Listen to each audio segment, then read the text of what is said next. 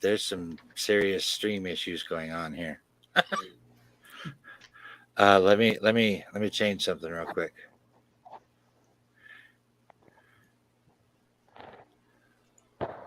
Maybe this will make a difference. I had turned up my definition on my camera, but that went terribly. Anyway, please stand by. Welcome to another the horizontal and the vertical.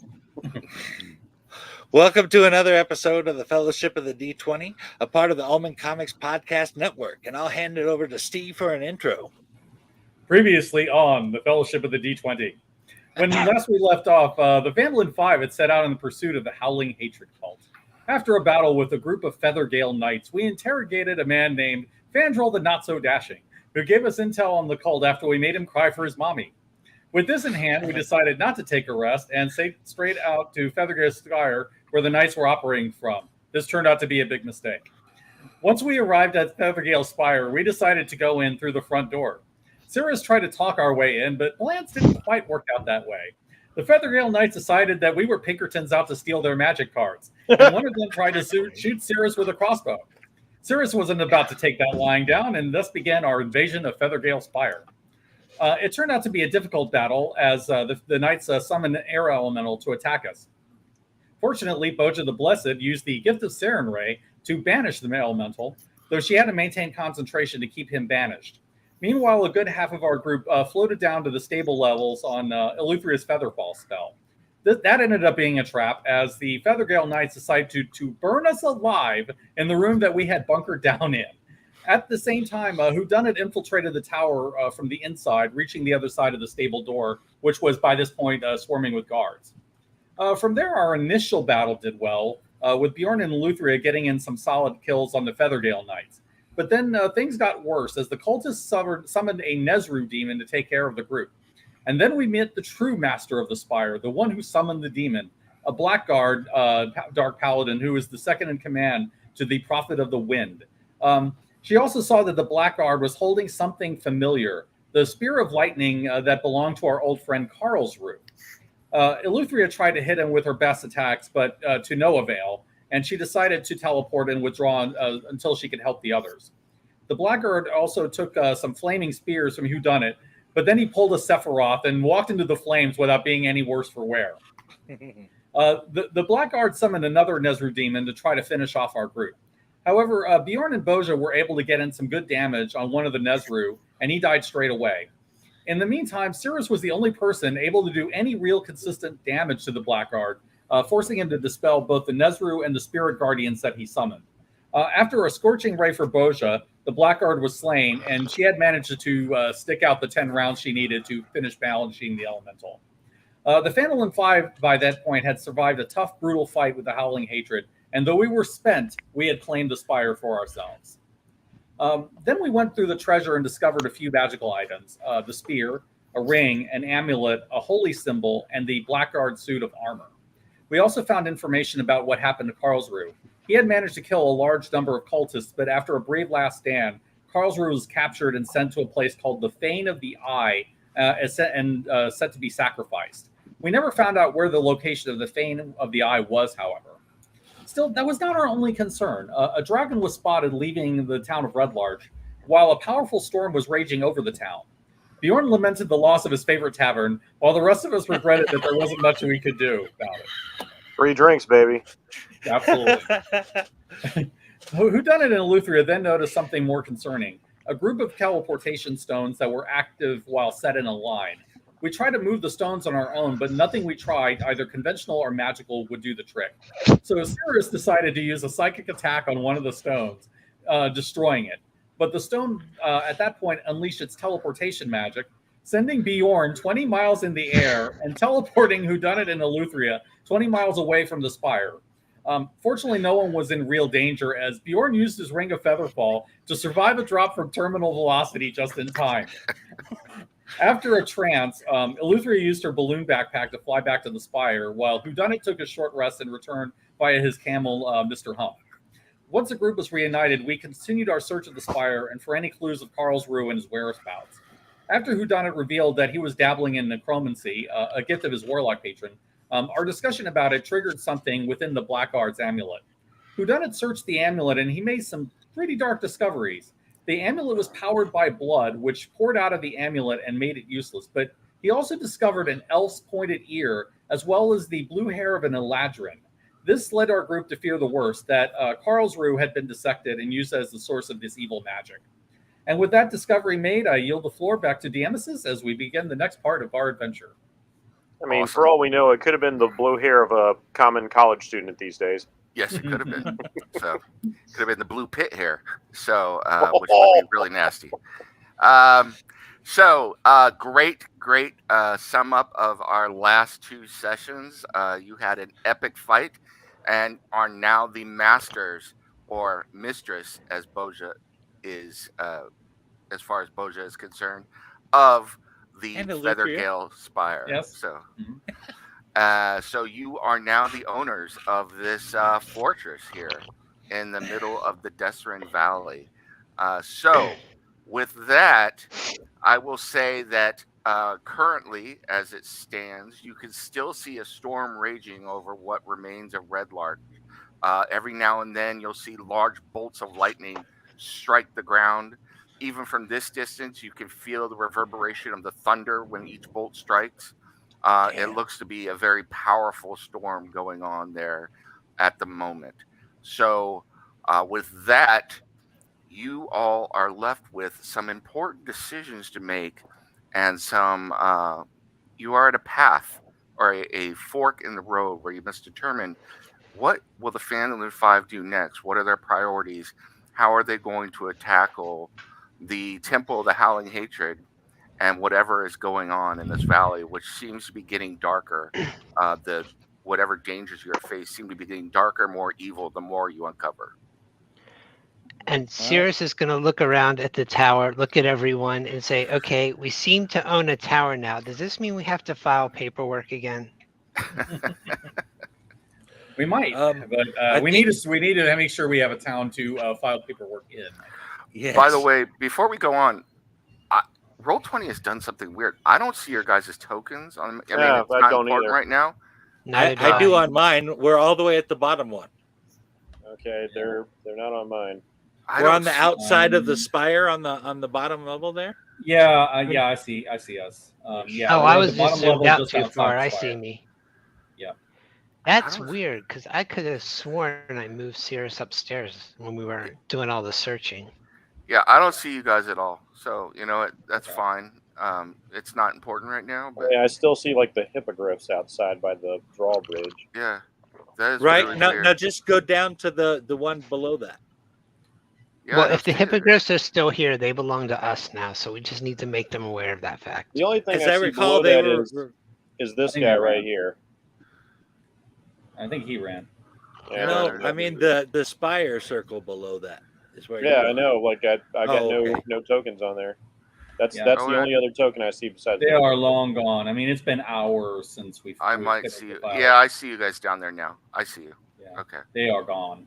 Okay, and before we do anything, I know Eleuthria did her trance and Whodunit did his short rest, but I want to make sure we express that before we go anywhere, now that everyone's back, the party needs to take a long rest because Cirrus and Boja have been keeping watch, and Bjorn, once he finally decided to join us from his sabbatical in the air. I have no problems with keeping watch while the rest of you rest.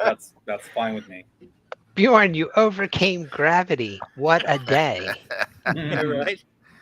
So in game, Bjorn would like to remind people that we also have a bunch of people really pissed at us coming back to the Spire to attack us. So that is a problem. That is probably the first problem we need to deal with before we actually go anywhere. Do you think Cirrus will just reply? Do you think they will though? I didn't see anybody on the roads when I got back. I mean, we've been keeping watch for a day. We cleared this place, kicked their ass, and killed the second in command.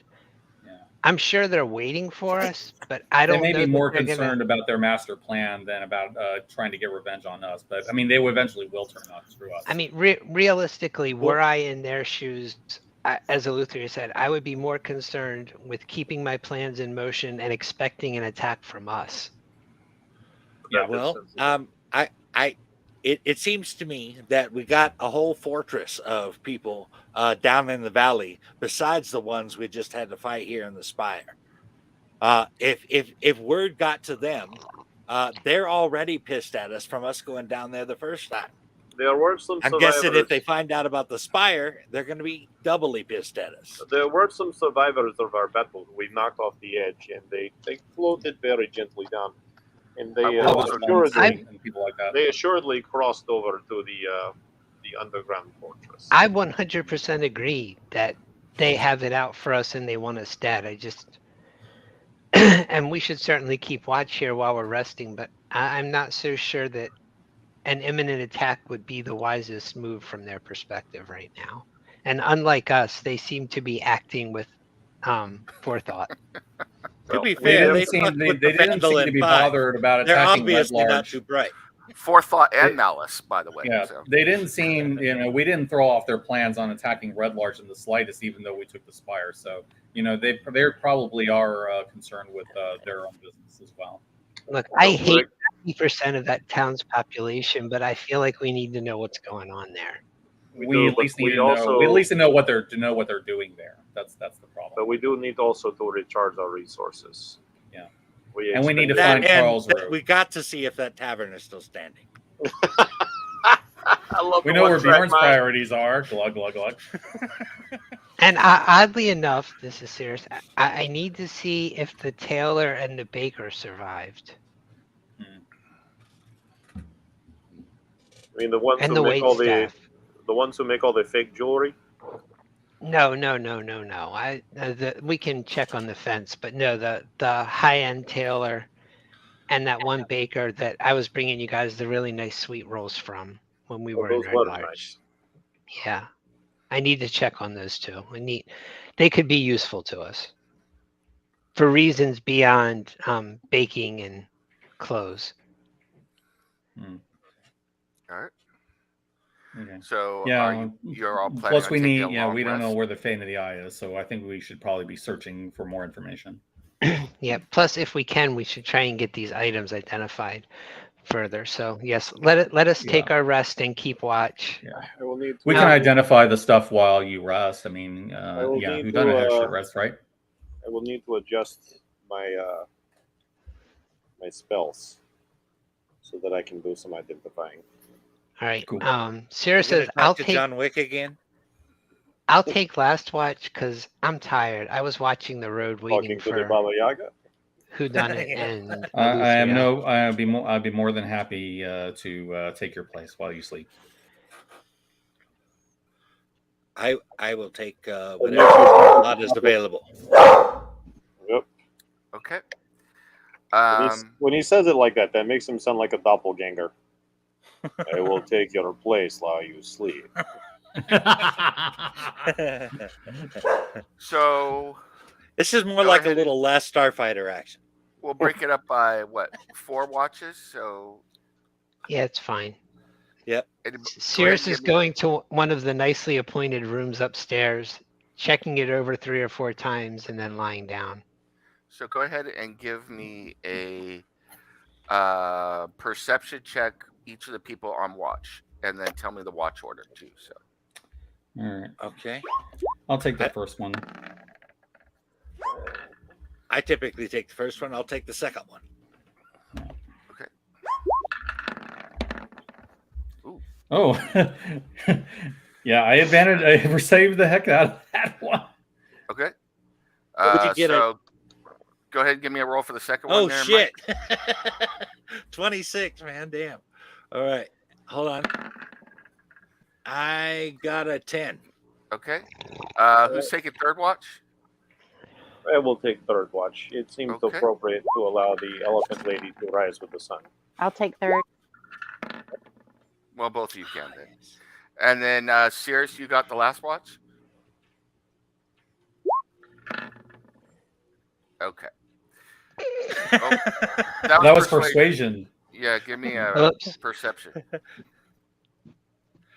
You're persuaded. That was persuasion against the DM. Yeah. Okay. So, you all settle down for a nice long rest. The tower buttoned up and defenses set. I've done something. I've lost all my sidebar stuff. Bjorn watches for the first session, and you see nothing. Or not Bjorn, Eleuthria. Bjorn, Okay. about halfway through your watch, you notice the body of the Blackguard stand up on its own and leap off of the cliff face. The Holy dude shit! with the death metal armor? Hmm? The dude with the death metal armor? Yeah, the No, guy you was had taking the you, crap No. out of you us. you had The stripped the dude death. previous, Yeah, the you naked had- dude previously wearing death metal armor. Yeah, you Oh, had stripped okay, the death metal okay. off of him. His body was still, unless you told me otherwise, was laying out there with a variety of other bodies, and he stood up and jumped off of the side. God I damn go and look over the side. Does he appear to be feather falling, or can I see it with the dark? It's I do dark, have dark vision. I can see somewhat. but you do see he splatters on the ground. It looks like his limbs are torn asunder. Well, not torn asunder, but broken and everything. And then you see the body begin to crack back into shape. And after about 30 seconds, stands up and begins walking in the direction of the cave where you came from, where you fought the Howling Hatred below the ground before. Jesus, he is Sephiroth. Okay. Gonna have to let people know when. I'm not gonna wake everybody up and tell them now. I'm gonna wait till This they is wake up interesting. and let them know. I just had to refresh the browser, and now the tokens came back Oh, that's So, weird. for me. Okay. Whodunit and Boja, you noticed nothing during your watch. Cirrus, along the road, but a ways away, at some point you notice somebody is moving there, and then they stop and disappear from view.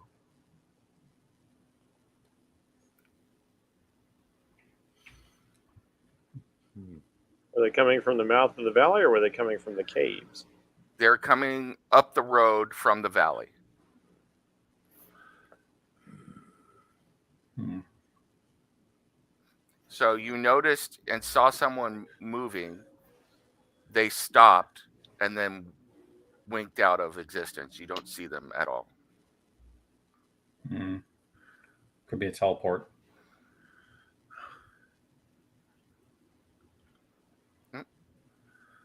That was Cirrus. Are you muted? Cirrus is muted. Yeah, you're muted, Cirrus. Sorry.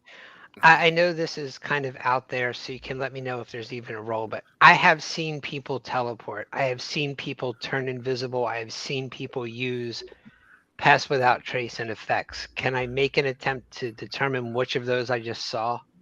Sure, you can make an arcane check. I mean, you've seen all three of these things, so it's not going to be a super high DC. Whoever it was stopped and winked into invisibility. Hmm. All right. Is everyone else asleep? You are the only one on watch right now, and you rolled an 11 on your perception check. So even though you saw what it was, you know that it was a smaller figure, but you couldn't definitively identify what 16. kind of creature this was. I rolled a Okay. 16. You think that they are dark-skinned and small enough that they could be a gnome, a halfling, a dwarf, something like that. Did it look like that dickweed that killed Tevin in Amphail? You aren't sure. You know that it could be. It's possible. All right. Eleuthera, were you sleeping or trancing? I would have been trancing. Are you still trancing? Probably not. I mean, I didn't need a whole lot of sleep. You took Well, you only needed 4 hours, right? first watch, Yeah, so you and I took could the first wake up wipe, now yeah. because it's been Yeah. 4 hours. Yeah. So Yeah. Well, yeah, you're definitely awake. Okay.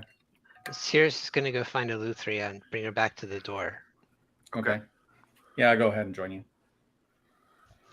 Did you see something? Something smallish maybe a Svervniblin, maybe a gnome, maybe a really small and hairless dwarf, probably a gnome, was coming up the road that way and then just blinked into invisibility, and I can't see invisibility.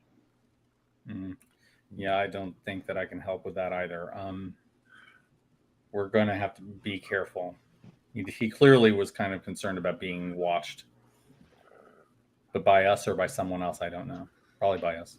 I mean, Nem, was he just kind of walking normally and then blinked out? No, they were walking. You definitely could have determined they were trying to avoid being seen, but you spotted them.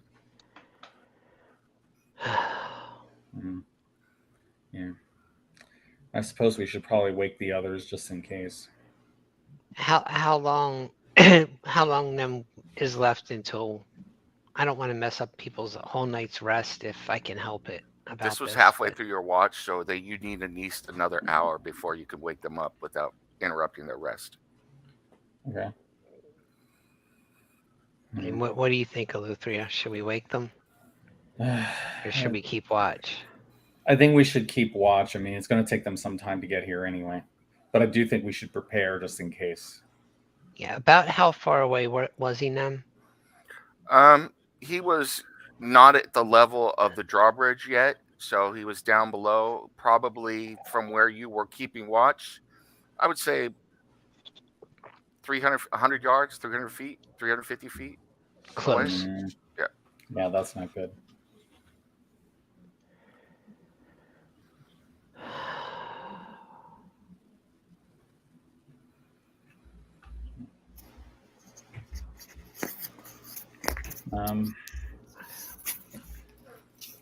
Where are you and Eleuthria speaking right now? Right at keeping watch at the front gate from where Rapunzel and her friend shot me. Okay. Yeah. Both of you give me perception checks again. Yep.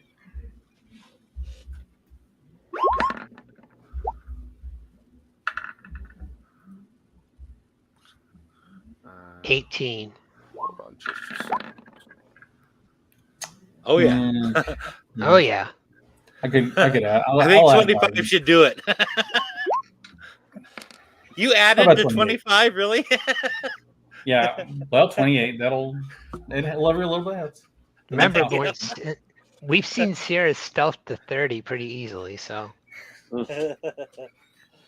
y'all would be well practiced at this point at trying to see people who couldn't be seen just from hanging out with him. The art of not being seen. Boom. I have mastered the art of standing so still that I become invisible. Nice. Just don't eat a bag of chips. That's right. That's your kryptonite, the bag of chips. You can't do that.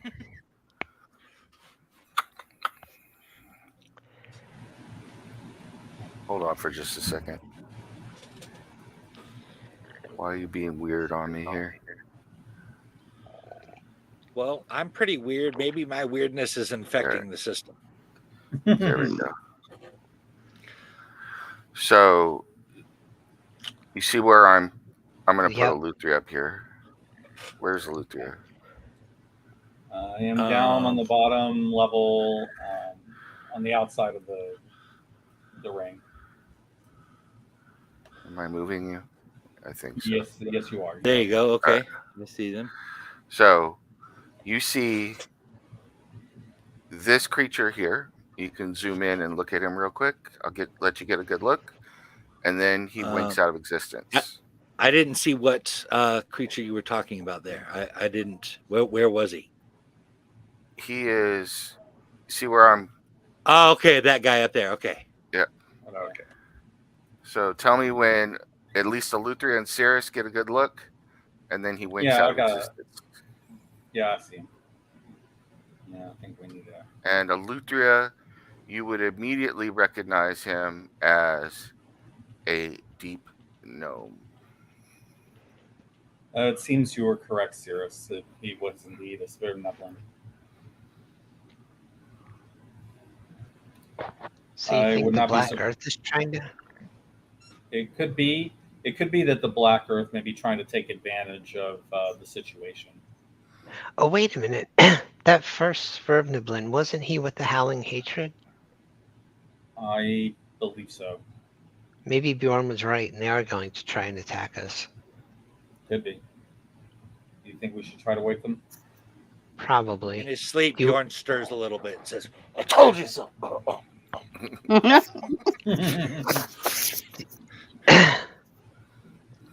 Why do you Do you think? wanna- Why do you think Whodunit went around locking every door and window in the place he could? Yeah, that was a good move.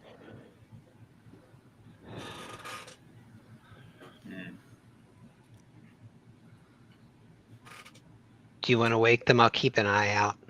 Yeah, I think I'll do that. Oh, that means no Disturbing long steady rest. Sleep. If you wake them, there's no long rest, just so you know. Okay. How much time is there left? Another hour. Still another hour. Wasn't that long.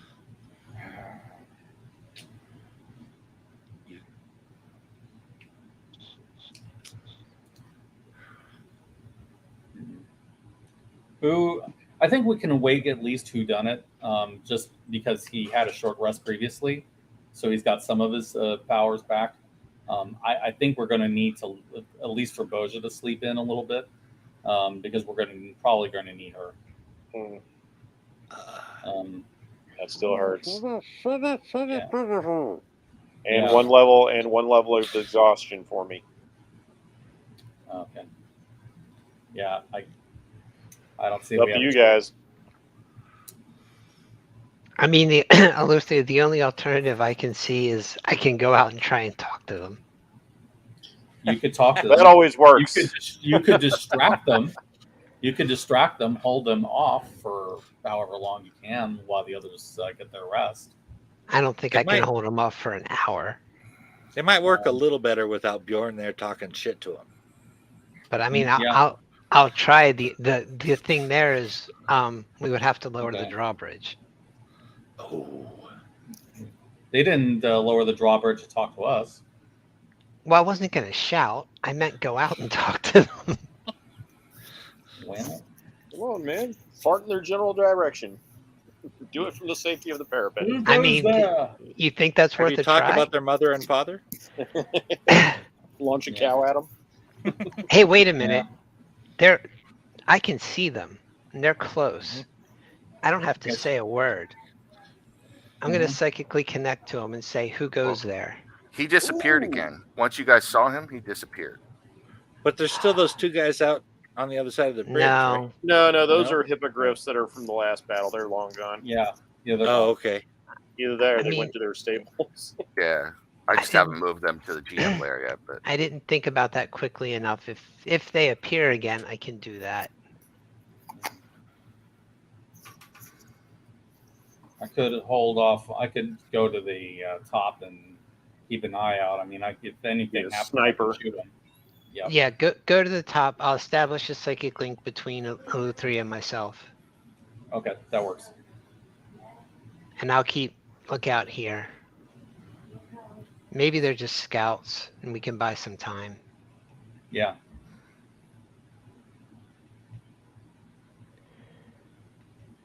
okay. So you keep watch still? Mhm. Yeah, not Af- just where they were, but that whole area in front. Sure. Yeah. Go ahead and give me Yeah. another perception check from all of you. Right.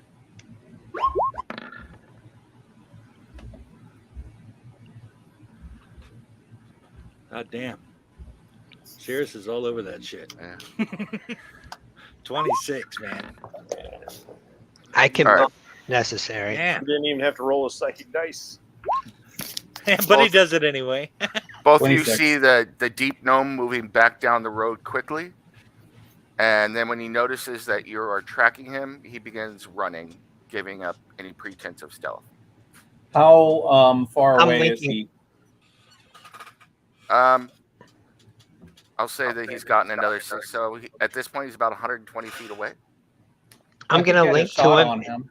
and psychically He's shout still in as my loud range. as I can. Stop! Yeah. Hold on. If he Aluthria. doesn't, if he doesn't stop, he gets a shot. Okay. He doesn't stop. I just want to talk. He doesn't stop. All right. You were warned. And now it's the shooting gallery. I tried. To be fair, that's probably the smart move. I mean, we probably just killed his friends. Does an 18 hit?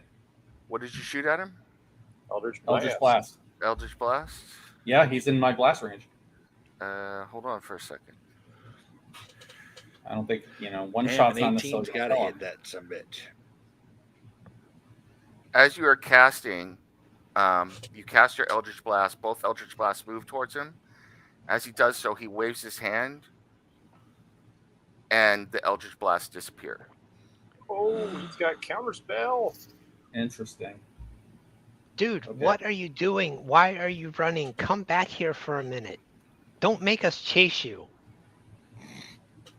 He's still going. I will hunt you down like I did your brothers, and I will not bury you. I will leave your bones and flesh to rot in the sun, far away from the stone. Okay. He's still going. All right. Probably a racial threat. Fine, I will keep that up. I have a mile until he's clear of me. Just annoy him all the way out. You can keep yelling at him for a mile, and then he gets out of range. So, unless you're going to do something different. Yeah. No, just continuing threats about suspending him in the air, keeping him away from the stone, and okay, making sure that I hang on a second. keep him floating in water as well.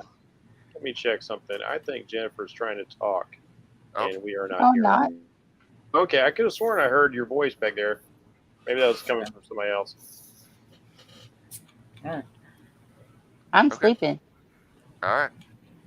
So so he keeps running, and then eventually is gone. No more. So I'm still watching because. Did you say no more? It seems that there were two of them at one point. Namor. No, it was only one. I had just. Oh, okay. It hadn't popped up. So yeah, he's gone.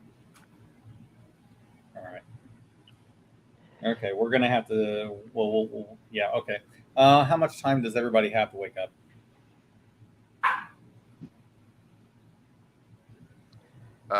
At this point, like half an hour, 40 minutes. All right. Okay. So we'll continue. We'll just finish our watch, and then we'll tell them what we found once they wake up. Luthria just hears psychically, I tried to be nice again. What is it with these people? We gave them a chance to stop. They brought that on themselves, so we'll see. Help me remember that any deep gnomes we kill from this point have to be left to rot on the surface, please. I made a promise. I will keep it in mind. If Bjorn was awake, he would applaud the brutality. No. Not all deep gnomes are so bad, but I have encountered a few. But these particular gnomes that are with the cult, yes, absolutely. Yeah, just any we have to kill. I'm not declaring war on all of the deep gnomes to leave them to rot on the surface. The whole race. Because that would be racist. Yeah. All right. Not all gnomes. Another 40 minutes pass. Gnome lives matter. You can wake up your companions. Everybody has benefited from a long rest. Oh, yes. Glad to put that on. And you all can relay to each other, whether it's you want to role play it or not, what each of you has seen over the course of the evening, because at least 3 of you have seen strange things while on watch. So, yes. While I was on watch, do you remember the guy wearing the black armor, the death metal armor? Yeah, where'd he go? He wasn't down there when I was on watch. He straight got up, walked off the cliff, splattered on the ground, reassembled himself, and started heading towards that cave we hold up. Very We troubling. need to start burning all the bodies again. Yeah, I think we should. It's like every time we leave bodies unburned, like I recommend, they start doing things they shouldn't. Just Well, saying. speaking of unburned bodies that do things that they shouldn't, what do you all think? All right. So now that Whodunit's been up a little while, he has been able to take the body that he saved that he prepared while you guys were sleeping as part of his time on watch. And this time, a skeleton comes walking out with its weird marionette control stick floating above it. But he's done something he thinks that will make things a little bit more palatable. The entire skeleton is painted up in a way similar to a sugar skull. It's all very Day of the Dead, and he has taken pieces of cloaks and things and made a colorful serape around it, and even kind of fashioned it a little wide brimmed hat. It's all Grim decorated. Fandango. Okay, Los and Sirius says, Muertos. but here's the test. If you're blue and you don't know where to go to, why don't you go where fashion sits? Putting on the wrist. And you just kind of, who does like, he just clacks his jaw. That cannot speak. Sorry. Good enough. Also, Cirrus, during your watch, while you and Eleuthria are awake, you notice that the storm to the south suddenly winked out of existence and is now gone. Oh, well, on my watch, I saw a deep gnome trying to scout the tower from the front, and Eleuthria and I tried to communicate with it, but it ran away. So I may have made some promises. And the storm over Red Larch seems to be gone. A deep gnome. What was he? Perhaps part of the Black Earth? I'm thinking the Howling Hatred, because that and Amphail, that gnome that killed Tevin. Hey, He was part of the hatred. Diamesis, that wasn't the same guy, was it? You never saw that guy, as far as I can remember. I thought we saw him and his human companion. Did we only hear about him? You only heard about him. Okay. One of the guys had seen him and his human companion leave, and they reported that it was a gnome. But as far as they're concerned, a gnome is a gnome is a gnome. You know. Yeah, the one we actually talked to, Bjorn brutally executed. Yeah.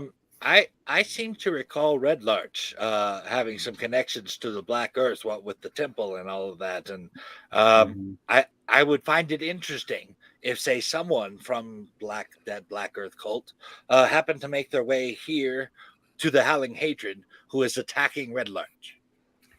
It could be that they're scouting for either of those cults. It's hard to know. What concerns me is that this person apparently had magic enough to dispel one of my Eldritch Blasts. That's not usual. And he was rude. He was. How rude. We did ask him to stop. It was fair. Eleuthria, it sounds like he has a date with a hole in his chest. It would seem so. I suppose you better do that from the back to catch him off guard then, if you can react to things coming at him. And if we catch him, you can burn him if necessary, but we can't bury him. No burials. No, we burn the bodies. Does this have something to do with promises made? It does. I promised him that his bones would never see the soil or stone again. Oh, that's rather harsh. All right, Cirrus gets medal points. He was rude. All right. So all of you are now fully refreshed. You've told each other about what you saw during the evening. The storm is now petered out over Red Larch for whatever that means. Yes. I have something special for you.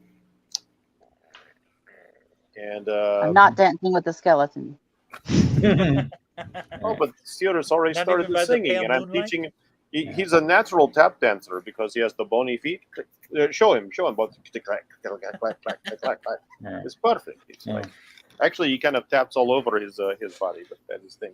And I look at him and I say, "But we just agreed to burn all the dead." Well, not this one, Mr. Bones is my friend, my child, my creation. It's alive. Well, not really. All right, Dr. Frankenstein. You get the idea.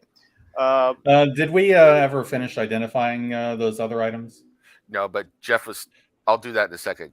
Keep going, Jeff. Yeah, because I had to load up the identify spell. So I had to change my spell list on a long rest. Right. Boja, I have something for you. During the battle, without your being able to banish the creature, the thing of the air, we would have been in a great deal of trouble, I fear. And it is, we were very lucky that you were able to maintain your concentration on that spell. So I want to give to you, at a small cost to myself, something that will help you and I think benefit us all greatly. And I will take a silvery bit of thread and just start sewing a little something into our vestment, if that is all right with you. And I kind of embroider in uh, this this little kind of like small patch, this little symbol of a white rabbit head. All right, now, and you will feel like this surge of magic kind of pass through your robes. This is very key now. 4 times per day. If you feel that you are about to lose your concentration on spell, think about this patch on your robes, and your concentration will be maintained.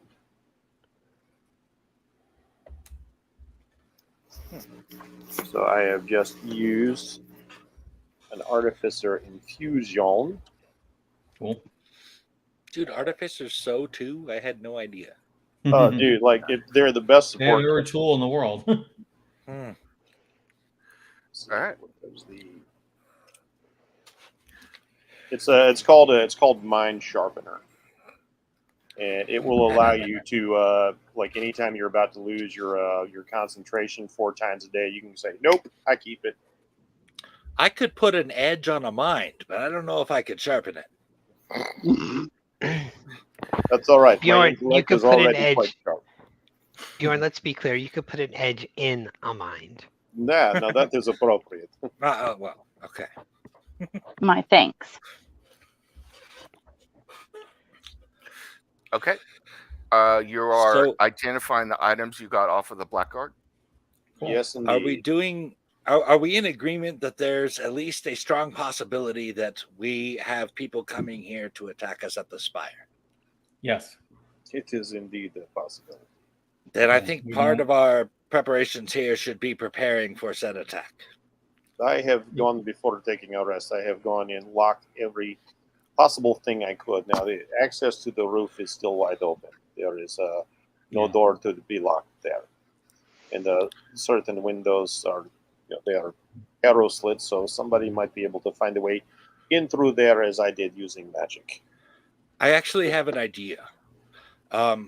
What if we set up people at different portions of the spire facing the entrance there, with the idea of perhaps making our numbers seem larger than they are? That's not going to work. They know how many we are. Because if that knight got up and walked, and he's able to communicate to his masters, he's told them everything. It would do no good. So our question is either: do we want to prepare for a siege, or do we want to go back to Red Larch and see how the things are there? With the storm having ended over Red Larch, I think what has happened there has happened. We do need to go there, but I don't think now is the time. Oh, side note, just for you, Jennifer, the Mind Sharpeners, you'll have to roll a D4 each dawn to see how many of those charges you get back on the Mind Sharpener. Okay. But you start with 4. Gotcha. All right. So before you guys decide what your next step is going to be, so because the day has dawned now, and you're getting on. Real quick, you identify the items from the blackguard. The shield, the plate armor, and the ring are the remaining magic items that you can identify. The plate armor is full plate armor +1. The shield is a heavy shield +1. and the ring is a ring of radiant resistance. Radiant resistance. Which means it gives whoever is wearing it resistance to radiant damage. I'm the only one who can use the shield, really, so I guess I'll take it. Can anybody else use that armor? Nah, I can use the shield, but I can't do heavy armor. I can wear the heavy armor, but it's not as good as the armor I have, I don't think. It's death metal armor. It's got to be pretty awesome. Full plate Like, armor will give you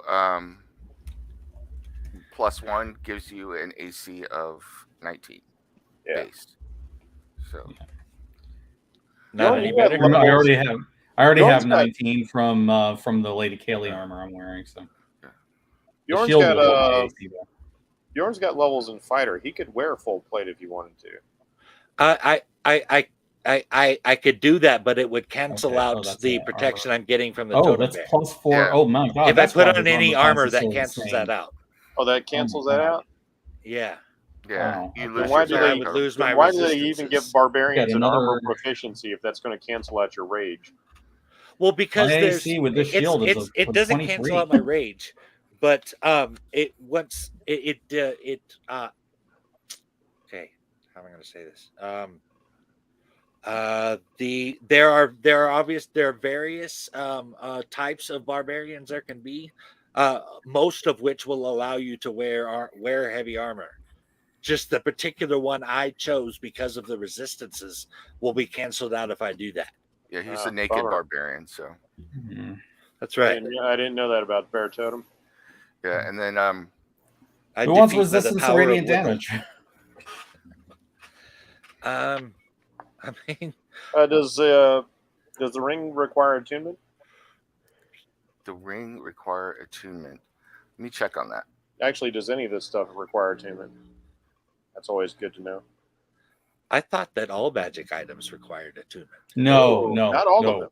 Oh, no. Quite a few don't. All the best ones do, mind you. All the best Yeah. ones. Yeah, there are some Okay. good ones that don't, but yeah. I mean, that's usually low key, but there's like broom of flying. You don't have to attune to that. Like, which is The pretty armor Sentinel does not Shield require an attunement. The shield does not require an attunement. The ring does require an attunement.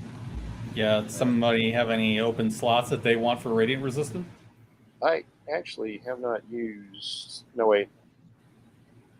Okay, I've got. I don't one. actually need it. I have radiant resistance. Actually, who done it? That's true. Would you be able to use it? Yeah, and yeah. I'm already wearing 2 rings. Yeah. Yeah, I I'm don't have only too many wearing. open slots left. I'm wearing one ring, but that's actually a packed feature, so that doesn't count against me. Right. So I could if nobody else needs it. Well, yeah, given your nature, I mean, it might be that having resistance to radiant would help you more. I mean, it's not a common damage to come across, but I'll take it. Yep. Okay. I was thinking either you or Boja. What? You could just say the wrong thing one day, and Boja could put you in your place. You drop a sacred flame on me. Oh, resistance! Well, if you're a blackguard fighting good creatures, it helps. So Yeah. I begin to understand why Fat lot his of good AC it was did so him. ridiculous. she Wow. didn't use sacred flame. She used flame on him. Okay, let me. If one does not work, the other usually will. Right on. We just must All right. pray. So as you divvy up the items from the other day, you must now decide how are you going to proceed? Are you going to fortify and stay in place here at the tower? Are you going to go forward and find out what is happening at Red Larch or what has happened at Red Larch? Are you going to sally forth and go down into the earth again to once more take on the Temple of the Howling Hatred? Or are you going to go somewhere else completely? Actually, I have an idea. What if we send somebody up to the top of the spire? Maybe myself or Eleuthera, as we have the backpacks, and we go up a bit and see if we can see anything approaching us from the valley. We don't We'll do actually that. need to keep this spire. It's not like we're going to come back like we own it or something. But we do need to prepare if they're coming. If they're not even coming out of that cave yet, we might be able to get away. No, we can't keep it. It's kind of cool. I do want, in fact, I do want to keep it. If I have to come back, I don't want to have to fight for it all over Yeah, again. you know, we could go to Red Larch and hire some people to occupy it for us. That If is have true. there's money. anybody there, yeah. We have definitely amassed some gold. Yeah, I'm cool with that. cool. We've already got people running a tavern for us in Phandalin. Yeah, why not? Yeah, but that's our business. That's not free drinks. It's not the same thing. Oh, one-track mind. I love it. Well, we'll So- make sure to keep the spire stocked.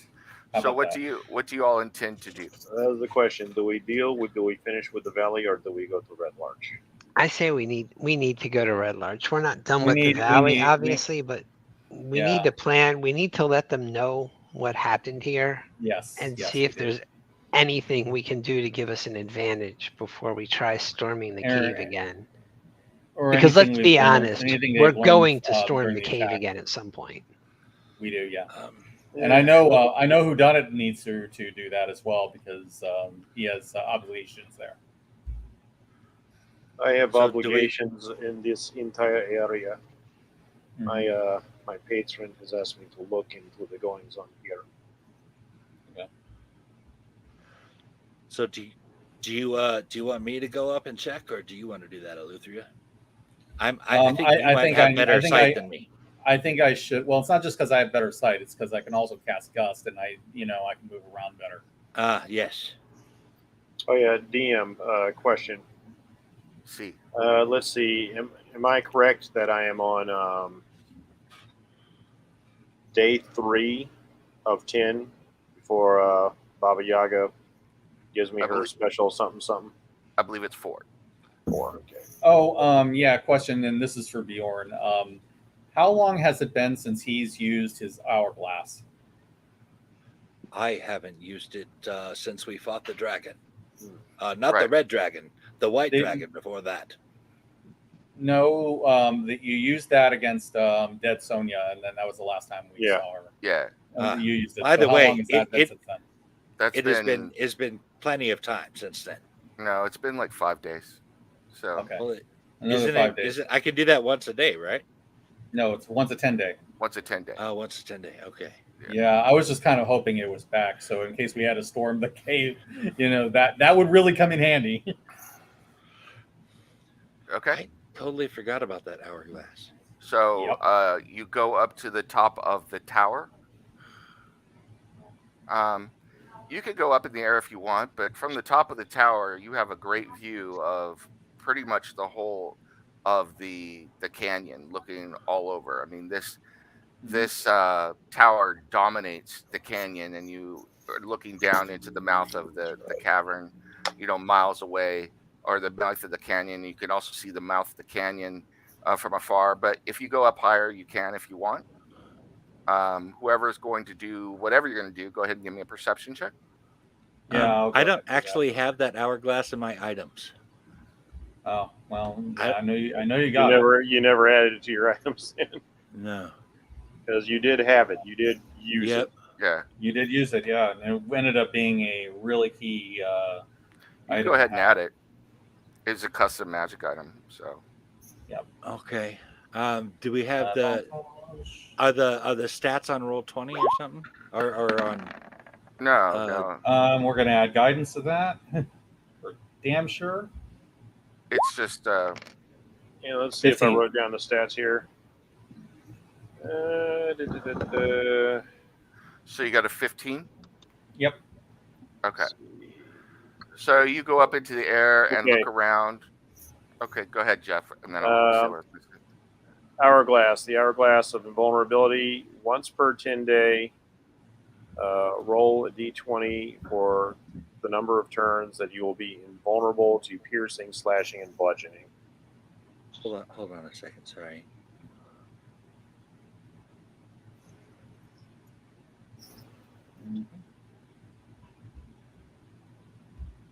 All right, and then the Where do I write that in at? Write it in on your items. Yeah. I am, but let's see. All right. Or just put it in your notes somewhere. Yeah. Just so For you know you 10 got it. day. Once per 10 day, I roll a what? You roll D20. a d20, and this will tell you how many turns you are invulnerable to piercing, slashing, and bludgeoning damage. Basically physical damage. Yeah. So Yep.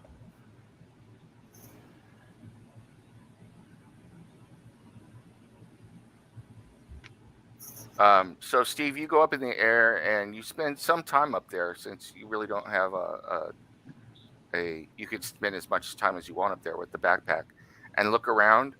There's nothing moving in the valley at this point. It seems that all of the flying animals have made their way out of here, out of the valley itself. The manticores and hippogriffs look to have, they were lassoed or taken control of by the Feathergale Knights when they attacked you. They're gone as well. There's really the valley is calm, and you don't see anyone moving towards the tower at all. That doesn't mean there's nobody invisible down there, though. I'll go back down and tell everybody the nothing that I found. Okay. You can do that. Yeah. I would say if we're going to be going to Red Larch, I think now would be the time. It's going to take them some time to mobilize a force against us, and right now it looks clear. Yeah, looks good. I think we should go. Okay. If we have a chance to get away and not fight the army coming towards us, I think that would be the wisest plan. Let's do that then. Eleuthia or Bjorn, do you think, since I can't jump from on high, if we cross over the drawbridge, could one of you maybe raise the drawbridge and then do your balloon thing from the top of the tower? So I can do that. At least this place won't be sitting open. Yep, I agree. I'd do that. Thanks. Yeah, it'd be easiest for you. While I can float up, I got no way of propulsion except maybe eating Right. beans. Yeah, I don't think we want that propulsion. As for myself, I will just take a walk.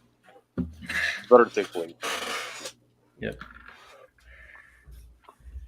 All right. So if that is a plan, all of you leave the tower and leave the drawbridge up and make your way down into the valley before crossing through the valley and emerging out of this narrow crescent valley into the grassy plains and hills that mark the entrance towards Red Larch. Eventually, do you want to go to the Cairn Road, to the actual road, or do you want to cross country it? So, and I'll put you guys on the map again. I think it would help to see sizable. Maybe going across country might be better in case there are perhaps scouts from the Howling Hatred checking around Red Larch. So if you go up or if you zoom out, you have emerged out of the valley right here. Okay, there we are. And you're moving towards Red Larch, which is this circle over here. So the Cairn Road is down here. So if you just went west, eventually you run into the Cairn Road anyway. Might as well do that. So Question. Where's the distance between 2 points? Where did we leave the cart? Oh, that's way off the beaten path now. Yeah, the cart is way the heck down here. Okay, we just leave carts everywhere. Yeah. Yeah, Trickle Rock Cape. Oh, Y'all geez. went cunt crunchy and You left. have a habit of that, don't you? Just Way leave mine down and here. Jennifer's. I am glad I kept a number of those dragon plates. So Our party was leaving carts in every major city in the country, in the world. It's like we're just there are carts. There are carts are everywhere. Eventually, This is the second time we've been given a cart full of goods and just left it. I need to put writing in here eventually for the map. Yeah. That would make it easier. I think there's a way to do that. So. no, yeah. But Do we want to try to get the cart, or do we just go straight to Red Larch? Yeah, whodunit's never putting anything in the cart. It's all well, going if back. I will say, as you emerge from the valley and you could see off into the horizon to the west, you see smoke rising up from where Red Larch would be, where you know Red Larch would be. Okay. I mean, where it was. I mean, the cart has just as much chance being there later as it has of being there now. Yeah. I was just saying that in case it was on the way. Yeah. I mean, Yeah, we did it's go a out the little- south end of the Sighing Valley, and that's where the cart was. Yeah. So We went the long way around. I'm gonna type some stuff here, so I think you guys Okay. should be able to see this. Somewhere out there, a wandering druid cast awakened on the two horses, and now they've set up shop, just selling things out the back of this cart. It's kind of like a little mobile like pick-me caravan. Good for them. Penelope's odds and ends. Oh, who's Penelope? Yes. You're I'm Penelope? Penelope. Yes, I'm Penelope. And this yes. is my partner, Penelope. Penelope. How may we be of assistance? Mhm. Y'all can see the writing, right? That I just put on there. I see Let Red me look. Larch. Oh Okay. Yeah, I yeah, put- yeah. I put writing Yes, on I the do. players here, so Yeah. I'm gonna put Let me the. zoom in some here. Yeah, I see it. Yep, I see it. there's In fact, Feathergale I see Spire. Red Larch twice. Apparently, there is writing on there. It's just really tiny and black. Okay. Well, I wanted to make sure Yeah. that you could see where it is, so Yeah. there you go. It's too bad you can't put All right. like the writing in like a little text box. That would make it pop off a lot better. I probably Mhm. could. Hold on.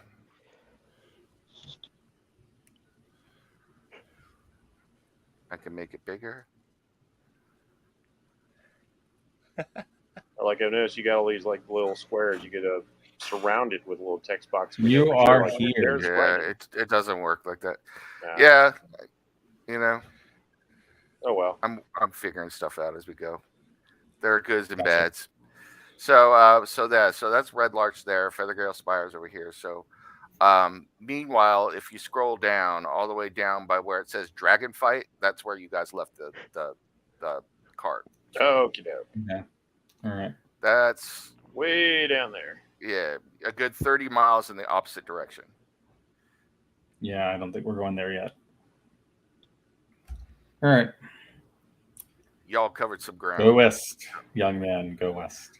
All right. You continue walking, eventually hitting the Cairn Road. It doesn't take you too long, only about Does the road ask to see the manager? yes, Sorry, couldn't resist. 5 hours or so to get yourselves into Red Larch, walking at a normal pace. The closer you Well, get, Some of you are Um, walking. Some of us when- have a mount. when you get within a few miles of Red Larch, you notice you are a few miles out from the town yet because you've come this way before. You know the area, and you see scorch marks and burn marks all over the ground, as if something hit the ground there and burned huge amounts of blasted earth away and burned parts of the ground or the grass or whatever that was there. There's smoke rising up from the buildings as you move into the town itself.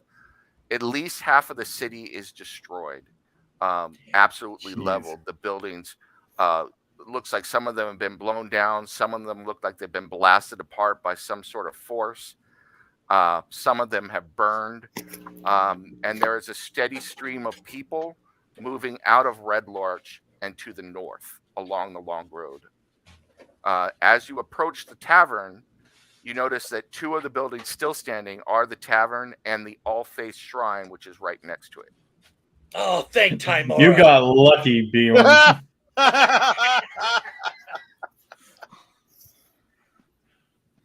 So, how do you want to proceed? You guys are coming into the town.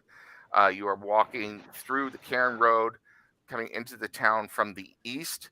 A lot of the people are looking at you, and many of them are not looking at you very happy. They all I look can very understand upset that. with you. Okay. I think we're probably going to have to find the guy that we talked to, the constable dude, because he probably is going to be the one who knows what's been going on. Hold on, let me pull up Red Larch again. That is way back here. So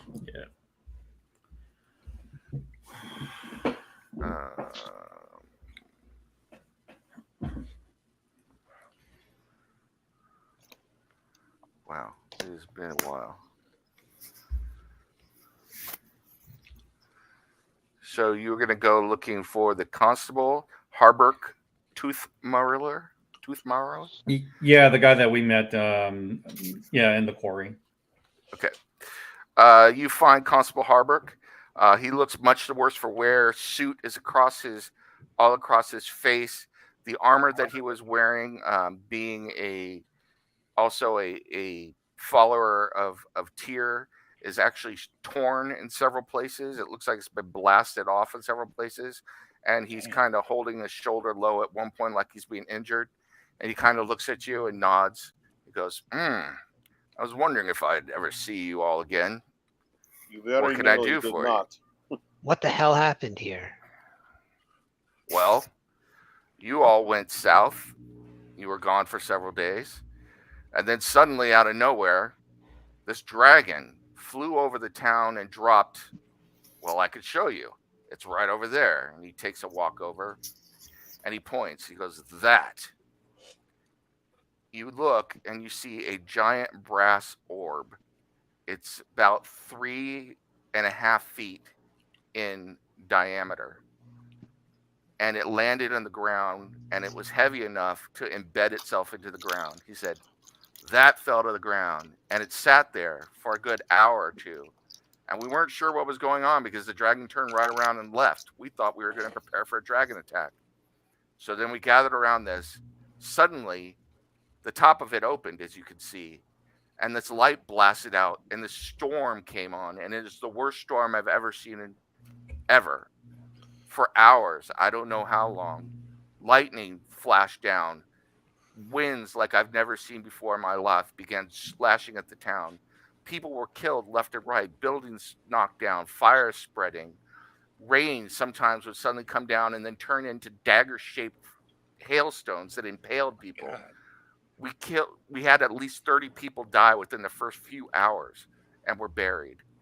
That stable boy that you were so fond of talking to, he's dead, impaled through a dagger, a hailstone right through the head. It pinned him to the ground. He will be avenged. Actually, I think we have already made a fair stride towards that. We wiped out the cultists that were in Feathergale Spire. It was occupied by Howling Hatred Knights. What caused this? Why did they attack us? Who is I the don't Howling? know. I mean, we saw the dragon fly over during our attack, but we don't know why it was sent or what its goal was. Constable, the Howling Hatred is one of the two cults that we talked about when we were here last. The Black Earth were worshippers of evil earth, whatever by Temor that's supposed to mean.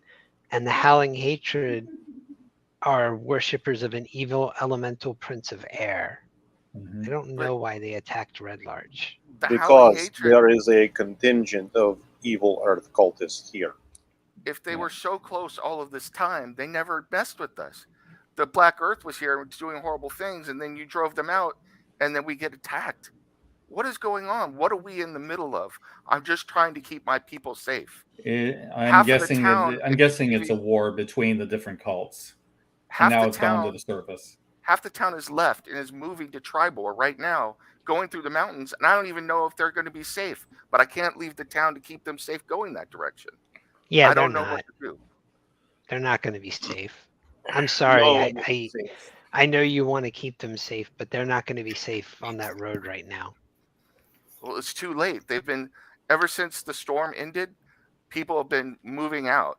Only a few have decided to stay. I mean, thank goodness, that they're going to keep the inn open for people coming through, and Imdar is keeping the Allface Shrine, but most of the common people have decided to leave and go to Tribor.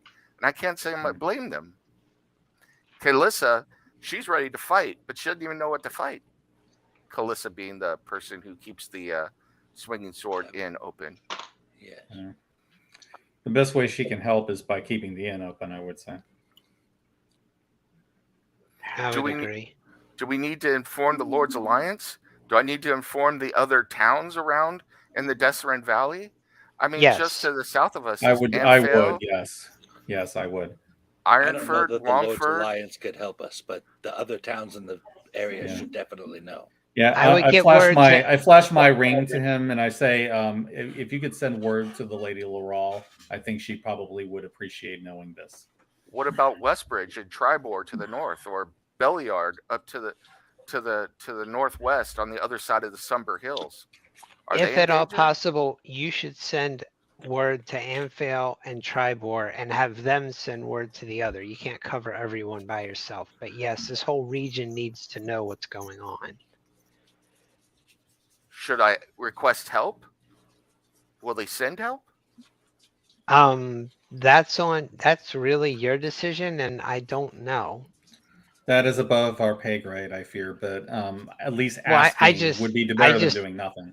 I just think they're uncaring douchewads who probably don't care about what happens to small towns, but maybe asking wouldn't be a bad idea.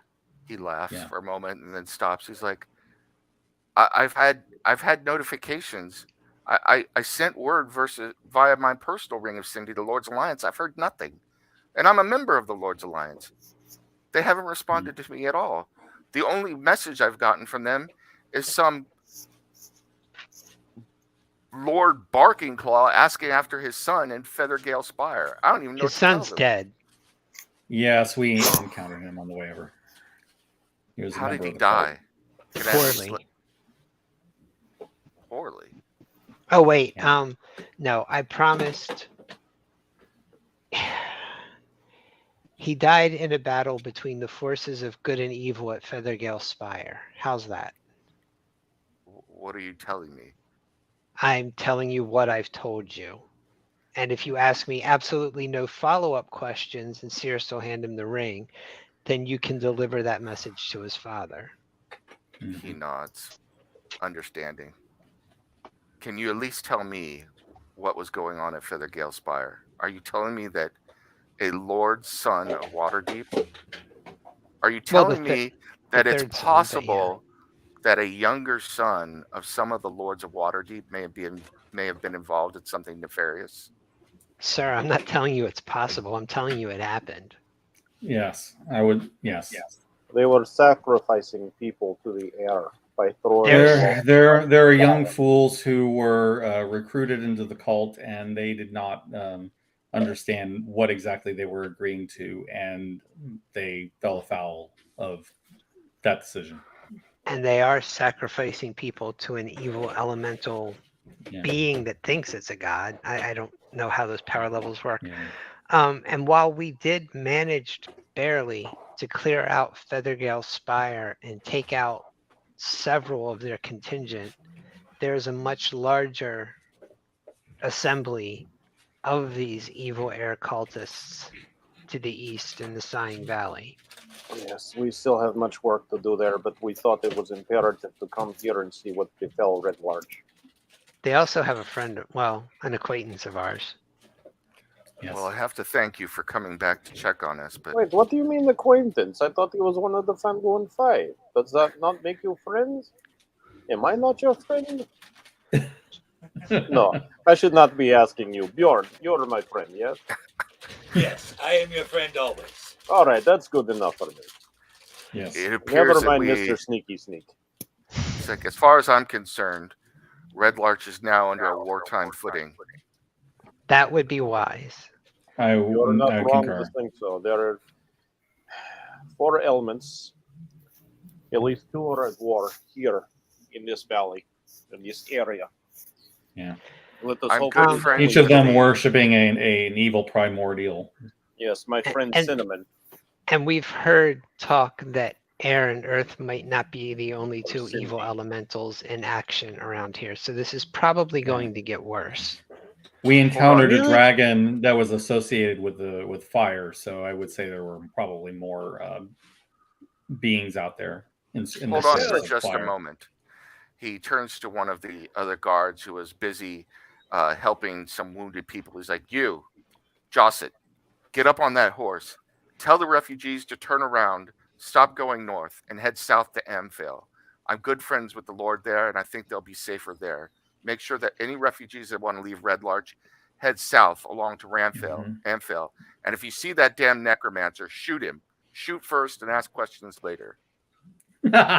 Cirrus will turn to that messenger. I approve of that measure. As do I. Tell them the Phandalin Five says there's danger to the north. Thank Maybe you. we can get some good out of that name. He nods and he passes that along. I'm Also, friends with tell the the Lord. necromancer they're lucky Bjorn did not get to him. And the guard nods and gets up on his horse and begins moving quickly to the north, galloping as he leaves the town, heading along the stream of refugees and moving towards the head of the column that has been moving out for the last 4 or 5 hours. So, all right, now, he's gonna turn them Constable, I have a question that I suspect will make more sense to you than you may want to admit out loud. Are the seamstress and the baker still here? The seamstress and the baker? No. The two of them were both killed. Frack. Maybe we could check their stores and see if they had left any notes that might help us on our search. He points We're to looking the for a friend. He points in the direction of the bakery, and you can see most of that area has been flattened by repeated strikes. He's like, the lightning struck several times there and took out the bakery and all the areas around. It killed quite a few people there. Whodunit's going to look over at Budge and just raise an eyebrow questioningly. It struck the bakery Bjorn is thinking the specifically. same thing. What about the tailor? The seamstress? Yeah. The seamstress disappeared. Was one of the first people to leave with the refugees. She may be coming back through here, but okay, we'll have to be on the lookout then. Do we happen to know? Did you happen to see the body of the baker? we haven't gone through the wreckage yet, so no. But I'm assuming that he's deceased. I don't know how anything could live under all of that, and after all the blasting and the lightning. I mean, you have to understand that just the thunderbolt or the thunder cracks of thunder from the lightning itself was knocking buildings over. I can believe that. We have been somewhat close to thunder and lightning before. Very, very frightening. From very far away, we could see the storm raging over your town. All right. And it struck us knowing that we were too far away to do anything to assist you. Yes. So well, Bjorn kind of nudges Sirius. Are you thinking what I'm thinking about the baker? What are you thinking about the baker? That we can raise his corpse and you can talk to him then. Oh, no, I really wasn't thinking that. The fact that your mind is going there so quickly is honestly a bit disturbing. I don't think Speak with That is going to work on that. The baker was a It's Zen. been too long. Flat out. The baker was a Zen. And while I don't normally like the Zentarum, they have a stake in this too, and it's bad for business. So he could have gotten word that might have brought help. what, you're telling me there was a Zentarum in my town? Yeah, the baker. And you knew this? This is the first time. No, it just came to him just now. I had my suspicions. How do I know that the Zentarum are responsible or part of this or allied? We don't. I'm gonna say calmly, it has been less than 10 days. We can speak with them. Okay. Constable, we don't know that they're not involved, but I don't think so. His reference, my suspicions are based on the fact that in the conversations I had with him about the possibility of cults, he kept mentioning only that such a gathering was bad for business. Indeed. He was not in favor of it. Red Larch has had a problem with business now, I could say that. Those are typically signs of someone who's associated with such a network. So that was my thought. Well, I As long as he was an upstanding citizen of your town, I didn't see it appropriate for me to come to you with suspicions about a member of your community. I had no evidence. He kind of pauses for a moment. And he's like, I have to put that aside for now. I mean, there's too much else to deal with. I would agree with that. I have no reason to doubt any of what you've told me. So I'm not sure what help we can offer you, but I will say, as a wartime footing, anything we could give you is yours. I hope that you will help us defend the town if by some horrible happenstance we fall under attack again. I don't even know why they attacked us in the first place. But as you can see, the inn is still up, and Kalissa has decided to stay and fight and provide services. She's been invaluable. I also know that several of the other prominent members of the community have decided to stay, but most are leaving. But good luck with you, and please let me know if there's anything else I could do to help all of you. May Sarenrae guide and protect you. And may Tyr look over you and provide you his shield. Luck be with you. May the force be with you always. All right. Okay. I'm kind of curious about the steam. Are we talking force measured in Newton or in megapascals? Yes. First one, then the other. So. Nice. Man knows his physics. As I said, you can see that the inn is still standing and the Alface shrine next to it. You see both the priestess of Soon and the priest of Tempest are outside administering people, trying to help them and do their best. There are a number of people who go into the shrine momentarily to pray and then come out, and are now beginning to move to the south as word is spread that they should not go to the north. Pretty much the town is as I described it, though. Much of the common areas are flattened. Those areas that weren't protected are well built up. Most of the dwellings and stuff have been completely destroyed. We should go say hi to Kalissa. Oh, yeah, I think it's not a bad idea. Okay. So you walk into the Swinging Sword Inn, and you see that the first floor has been turned into a makeshift hospital. A lot of the more badly injured people are laying there, and Kalissa and her wait staff and a few of the children from the stables are there providing help, bringing food and water to people who can eat or drink still, or applying bandages, or just tending to the wounded. One of the wait staff looks up and gasps, "The Phandalin Five." And Kalissa turns and looks around and goes, "Ah, so you're alive." Bjorn is searching the shelves to see if there are any bottles of alcohol. Most of the bottles of alcohol are being used to sanitize bandages for people. Oh my god. Fate worse than death for Bjorn. Nem, I just sent you a whisper on roll 20. Okay. Could I possibly get a little whiskey before you waste some? I mean, use some more of that. Oh, I didn't whisper, but yes, the answer is yes. I'm gonna go find him and give him a hand. Okay. I'll tell the others. I'll be back. Okay. I'll even pay for it this time. Kalissa looks at Bjorn and goes, "We need that right now for the wounded." Have a gold piece. Hook me up with some whiskey. Bjorn. I haven't drank in days. Give me a break, man. Gold. It was literally last night. Gold well, it seems like a long time.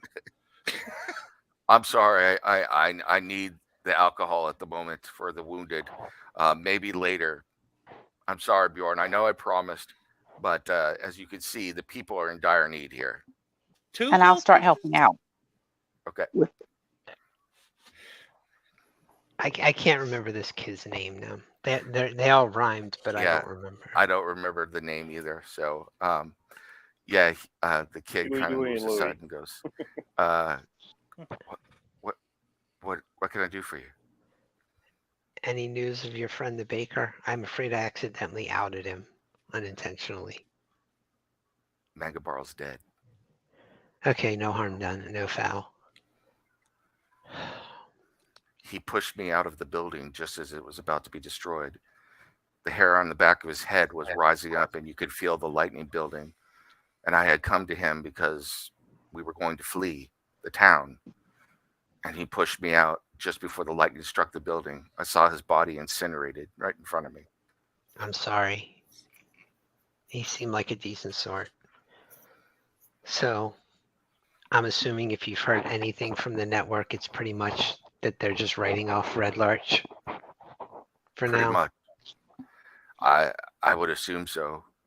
We sent them a message, but we haven't heard anything. Usually with that group, if they don't respond to you, that means they don't care anymore. If you can, let them know this entire valley is under threat from a group of evil elemental cults. It seems like the kind of thing that could be bad for business if it grows beyond this area, and it will. I'll try. He's like, I need to get back to helping the people. If Yeah, that's okay. I'll give you a hand. Okay. So he goes back.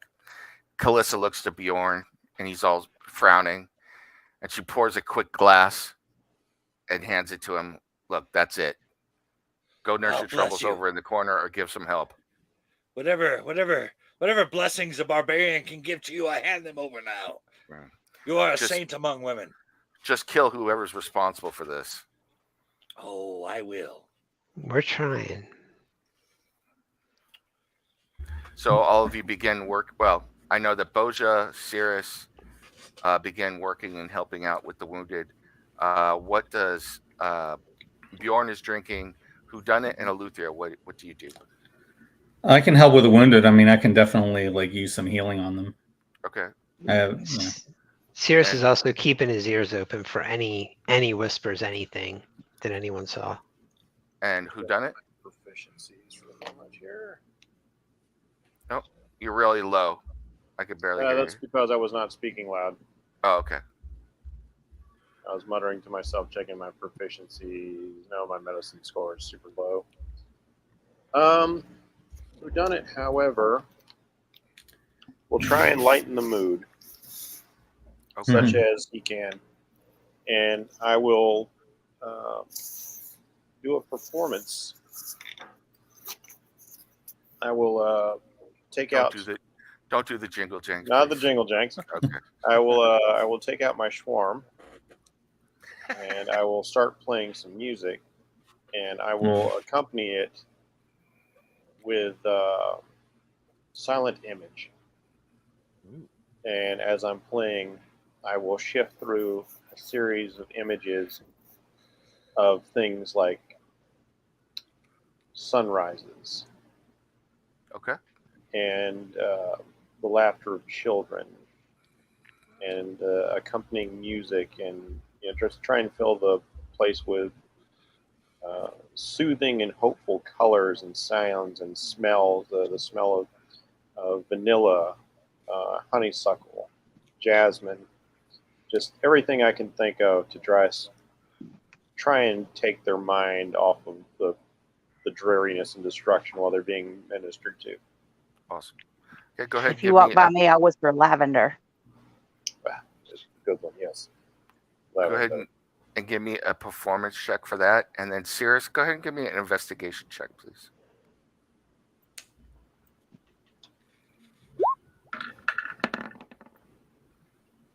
Yeah, let's see. Performance, and I will give myself a guidance spell. Because why? Cirrus got us to a 16. 22? Yeah.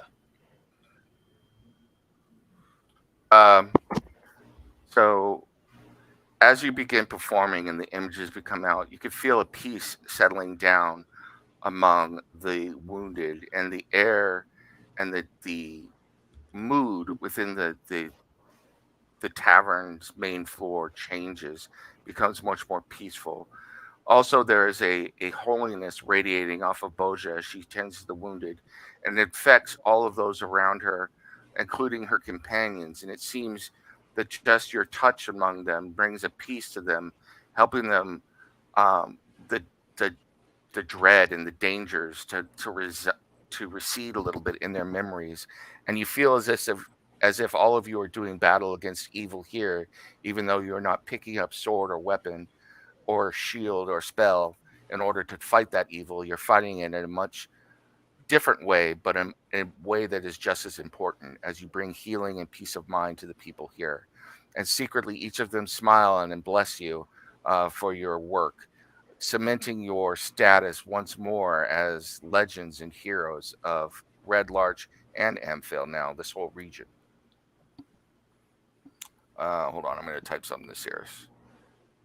Bjorn raises his glass to Boja. Would it be inappropriate if I passed my hat? Probably. She looks at both of them and looks very disappointed. Oh, Disappointed at who? both of Bjorn us. for drinking the liquor that is needed in healing, and who done it if he dares to put the hat out. That was just a joke, out of context. Well, I'm still gonna drink it. I just like Bjorn is nursing the crap out of this because it's the only alcohol he's gonna get. Just a little sip at a time. It's like Harlem Shuffle when they lock the guy in the vault and they tell him just to sip the air.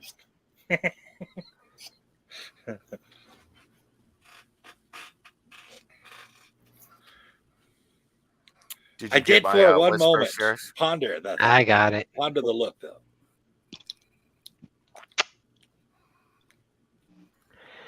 All right, I'll talk to the others about that in a bit. Okay. Cirrus is going to say we need some more cloth for these bandages. He's going to wait till everyone's distracted. Say that to the helping guy, and he's going to head out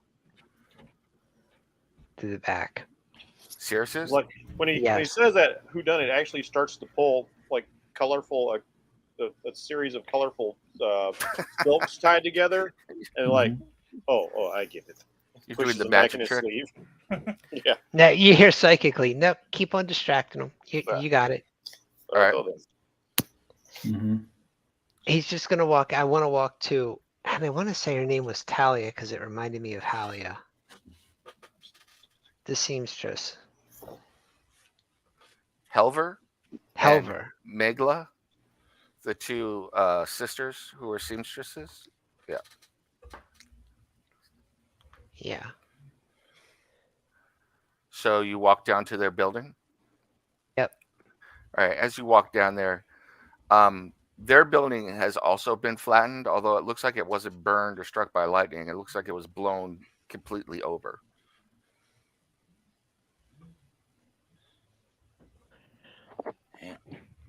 So it's just wrecked. Mm-hmm.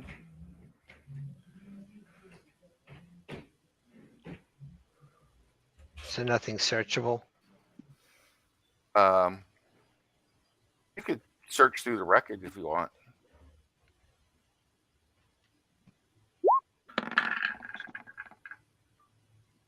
$21. Jeez Louise. You go through the wreckage, and you find a jewelry box which was abandoned as you're going through the wreckage. It was left behind. Okay. I let it go to waste, so I'll grab that. I'm not bothering to open it right now. Just put it in a pouch. And I'm gonna move on. Okay. You continue looking around. You see that the taking stock of what is still standing. The bathhouse is still standing, although you know that the owner of the bathhouse is no more, Halia, who was a contact of the Emerald Enclave. Eventually, you get to one of the other merchants in town, the dwelling of Indrith Velivo, and you see that store is still up, and is doing business as the proprietor Indrith is out front handing out goods and supplies to anybody who needs it. Obviously without, well, not obviously, but he's doing so without charge. Would you happen to have a cart full of goods? Andrith, well met. He looks over his shoulder. Cirrus of the Phandalin Five, correct? Correct. Well, I wouldn't say well met, although under the circumstances, but it's good to see that you're alive. Same for you. Looks like you're doing good work here, what you can. I'm glad to see that you're sticking around, both for your sake and the town's. I don't Yes. trust that the road north of here is safe. No, in fact, Harburg was just by here telling me that we are on war footing, which I agree with. So everything is available for those who need it. You can pass it on to your companions as well. What I have is yours if you need it and can use it. The same goes for the refugees as well, if you'll keep that in mind. But I agree with that assessment that people need to be moving south towards Amphel or even to Waterdeep if possible, although that's quite the distance. I'm not sure how long any of it's going to be safe. Quite frankly, Indrith, what I could use is information if you have any. Right. Are any of your friends even aware of what's going on in this valley? Are they paying No. attention? Some were. There were a couple. I forget what her name was, but whoever she was up in Phandalin. Growl. Yeah, well, she's moved back into Phandalin. I think she knows, but they're busy dealing with something up there at the moment. I don't know what is going on. So they said that they're busy with their own business. I can't get in touch. I wouldn't even know how to get in touch with the main contingent of Harpers, who are much to the... He kind of looks around. Sorry, I can't believe I said that out loud. It's Me been either. such a trying day. It's okay. I accidentally outed the Zentrum Baker, so no worries. Yeah. I wasn't really good friends with him, if you could imagine. He was a decent enough sort for a Zent. But no, everyone that I know of who I could make contact with my group, both to the north and to the south and to the east, I haven't been able to get in touch with. As far as those to the west, I don't know. They're preoccupied. Supposedly, from what I have heard, there is some contingent of vampire worshippers who are also a vampiric cult that they are dealing with at the moment. Aren't they always? Sorry. Hendrith, you need to send them a message again, and if it goes through Garel, tell her she needs to pay attention to me this time. Cirrus, by name. Your valley is ground zero for a war between 4 cults of elemental evil. We faced down the Black Earth here in Red Larch.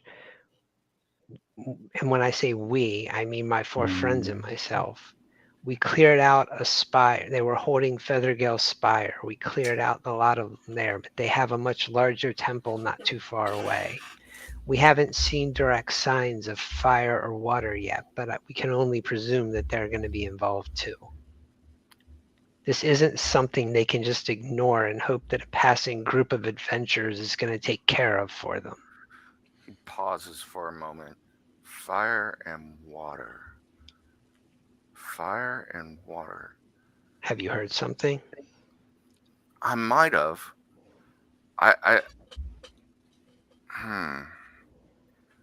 The Veil of the Dancing Waters. There's been some... I've heard that before. And Riverguard Keep? Riverguard Keep is a half day's march to the east of Feathergale Spire. And supposedly they've had some strange things going on with the river there and some sort of water fanatics. I don't know a lot about it, and we kind of didn't pay much attention to it because it was relatively minor and the trade wasn't impacted. And then his fire, I can't remember. Maybe ask me again. It's like I said, it's been quite a trying day, but I know that Sacred Stone Monastery also, though, there was something odd going up there around Summit Hall. And that is even further to the east from Riverguard Keep. And then, Belliard has had some strange goings on, though, with various random bits of fire falling down around the bridge. And there was a delegation from Mirabar that was moving through there, and evidently some fire fell from the sky on them before they were later ambushed, right outside Red Larch or a ways away from Red Larch, and then it disappeared. But that was months ago. Okay. Andrew, don't take this personally, but I know that your group tries to take the big picture approach and thinks that things are beneath them. So I want you to pass along this name and tell them he's one of the 4 involved. And I'm going to take 3 separate pieces of paper. On one of them, I'm going to write YAN. On another, I'm going to write C. And on another, I'm going to write BIN. And I'm going to look at him and say, do not pronounce this out loud. He looks at you strangely, but given everything that's going on, he nods. It's like, I'll pass that along. Saying this out loud almost killed one of my friends. It's a name. What is going on here? I told you, your valley is ground zero of a war between 4 evil elemental forces that probably luckily are so far more concerned with battling each other, and y'all are just in the way. If they were to team up, this whole place would be dust. But there's nothing here. The thing we're most famous for was this used to be a series of dwarven cities connected to their mythical Fane of the Eye. Fane of the Eye. That is the 4th time I've heard that in 3 days. And one of these cults is taking people there to be sacrificed. So it's not a legend. I didn't even think it was real. It's real. Well, I haven't seen it, but we killed a bunch of people that were taking people there to be sacrificed. And one of the people we killed got up and walked back away. Well, he kind of shakes his head.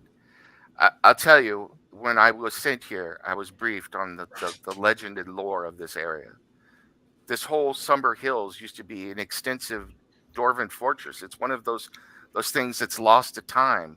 Mirabar has been claiming the Somber Hills for years, wanting to reinvade this fortress and take it over and establish a new dwarven city here.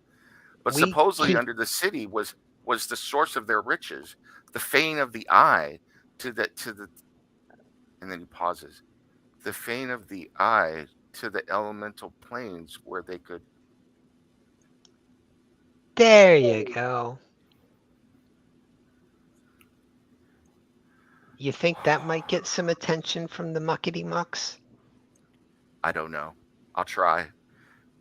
But if you are in the know, then you know that even if they do, they never move quickly. None of them do. I used to hear such legends about them when I was a child. I swear. Yeah. It's all, well, I did grow up in the Dales, so I suppose I would. In my opinion, and this is just between you and me, they stopped being a group that did good and became an organization with all that entails. That's fair. Do you happen to have any direct way to contact Garo? She'd like to speak to her if possible, but I don't have time to run by Phandalin. I don't. In fact, what I will do is I will leave my shop in the care of my assistant, and I will leave going through the Somber Hills immediately. But don't worry, I have ways of taking care of myself and moving unseen. Well, be careful. Do tell her I said hi. I will. If I see you again, I should like to know what's going on in Phandalin. And also, if you stop by the new bar, the Clockwork Cock, while you're there, yes, I know. Tell them that Cirrus said you are an honored guest, and actually, Cirrus will just write it down. This guy is my honored guest. Give him whatever he wants. I could tell you what's going on in Phandalin now if you want. Please. A group of orcs have descended from Wyvern Tor and another from the north of Phandalin, from the direction of Coneyberry, and have merged together and are laying siege to the Spellforge and also to the town of Phandalin. So far, they've been beat back rather handily. A gnomish leader has risen up and has come up with all of these hellish contraptions which are mowing down orcs by the hundreds. Well, that's awesome, but there should be a contingent of Waterdehavian humans as well as dwarves helping with that. Well, that is a whole other thing. Mirabar recalled the dwarves to help protect its borders after their caravan was attacked, and is now they are have pulled back to their citadel and are also patrolling Tribor and the Tribor Trail to protect their caravans and their merchant business. And then the Waterhavian nobles have left to join the Lord's Alliance and helping with my companions searching down this elusive vampiric cult, whoever they are. Huh. I mean, 2 weeks ago, the Spellforge was this huge thing that could upset the region, and now no one cares. Well, they left it in Phandalin and the gnomes, evidently. Of course, and he kind of pauses and he goes, I'm afraid I'm sounding rather bitter, but of course they left their representatives to see to their business interests, if you know what I'm saying. I know what you're saying. Unfortunately, I'm still minuscule, but my friends and I are still part owners in the Spellforge as well. We left the gnomes, so it seems like we did okay. Indeed. All right. If I come I must be on across my way to Phandalin and through an army of orcs, so Timora be with you, brother. if there's anything I could do to help you before I go, please let me know, but my assistant will be here as well. Thanks. Let your assistant know whenever we're in town, we're at whatever's left of the inn, so they can always reach us there. My thanks. And I will pass your message along to my organization. Please do. And don't forget to tell Sister Girl I said hi. I'm sure she misses me. Indeed. I also let you know that according to my information, what is left of the Emerald Enclave in this region has retreated into the Crypt Garden Forest, but I heard that they suffered a serious loss not too long ago. They did. One of these elemental cults captured one of our friends that was fighting with them, and I think that's where we're going to have to go next. Indeed. Good luck to you then, and may and you. Timora bless you as well and keep you safe. Thanks. Seriously, we'll head back to the inn. Okay. Meanwhile, all of you were, unless you were doing something different or still treating the wounded, and you see Cirrus walk back into the inn looking thoughtful.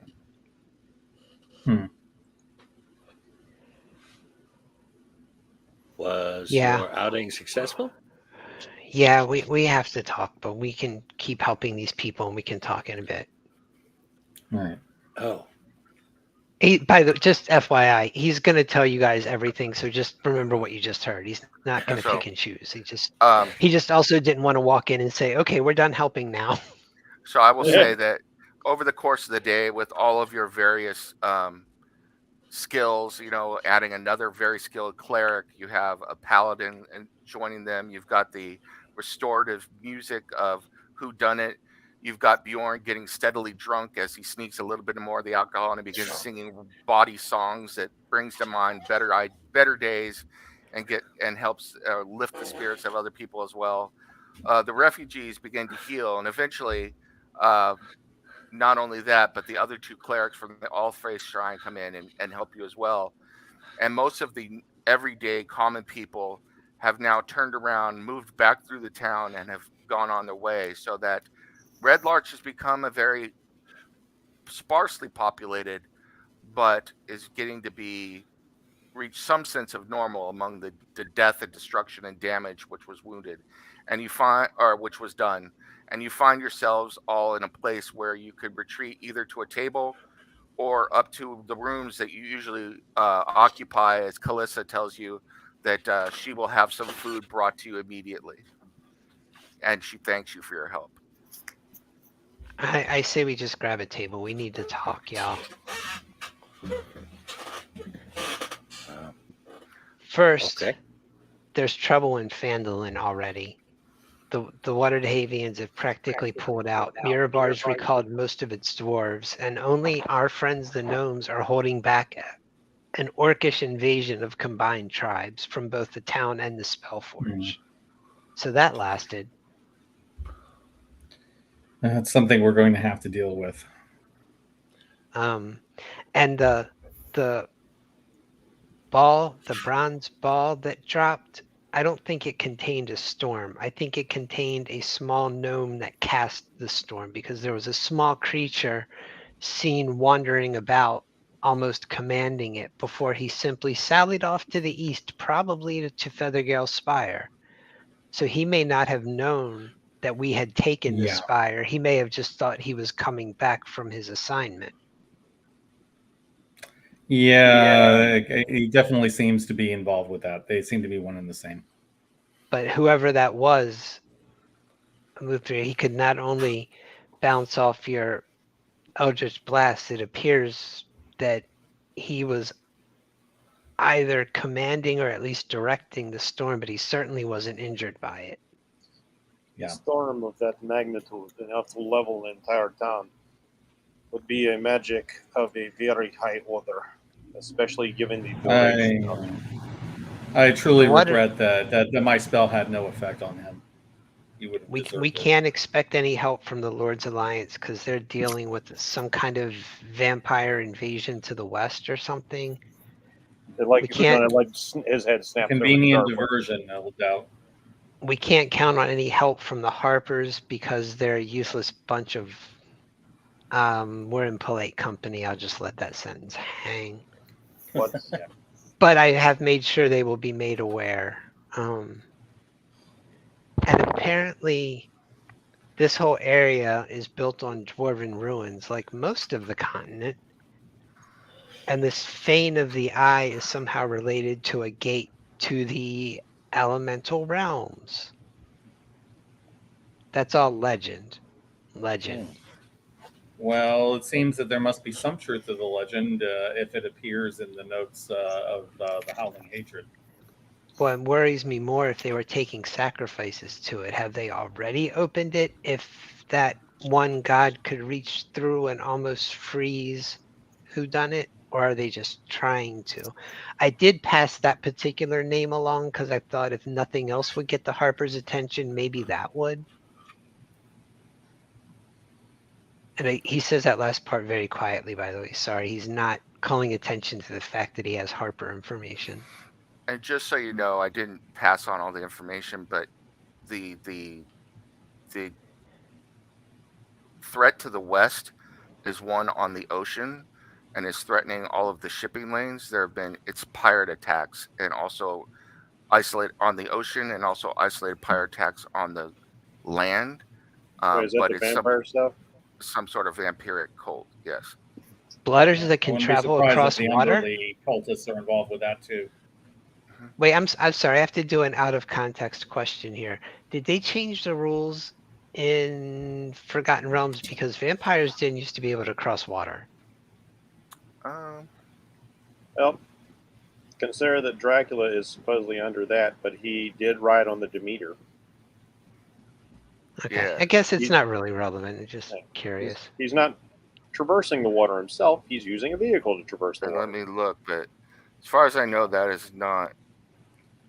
They're harmed by running water now.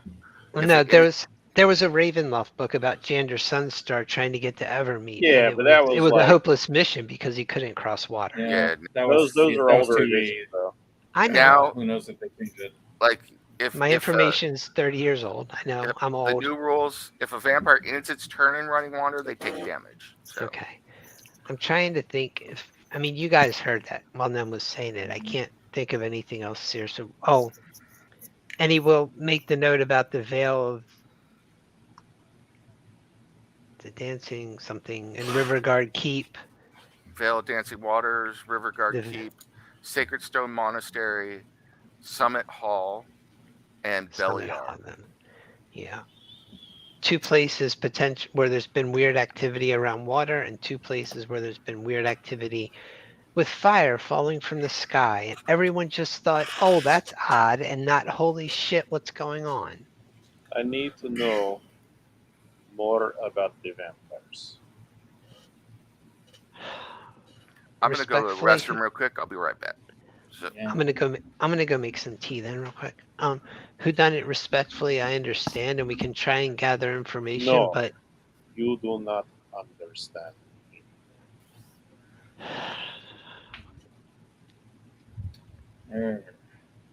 okay, then explain. Have you ever encountered a vampire? Yes. You ever encountered a vampire lord? A vampire what? Lord. An arch vampire. Not to my knowledge. One who rules a kingdom of undead darkness. That is what I have escaped from. Okay, I do get that. My question No, is, you don't is get that it. I will not see such a fate befall this world as well. Vampires do not normally congregate in such numbers as to threaten a coast.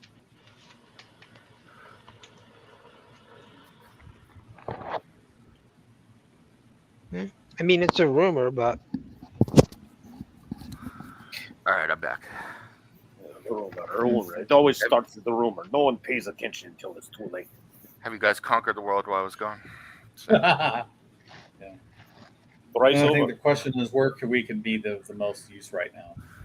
We also promoted ourselves a couple levels. Hope you don't mind. No problem. That's good. I'm level 25. Nice. Very good. Very good. I went first edition. no, who done it? My only point is the forces of Waterdeep are looking into the vampire issue. No one but us is looking into the elemental cult issue.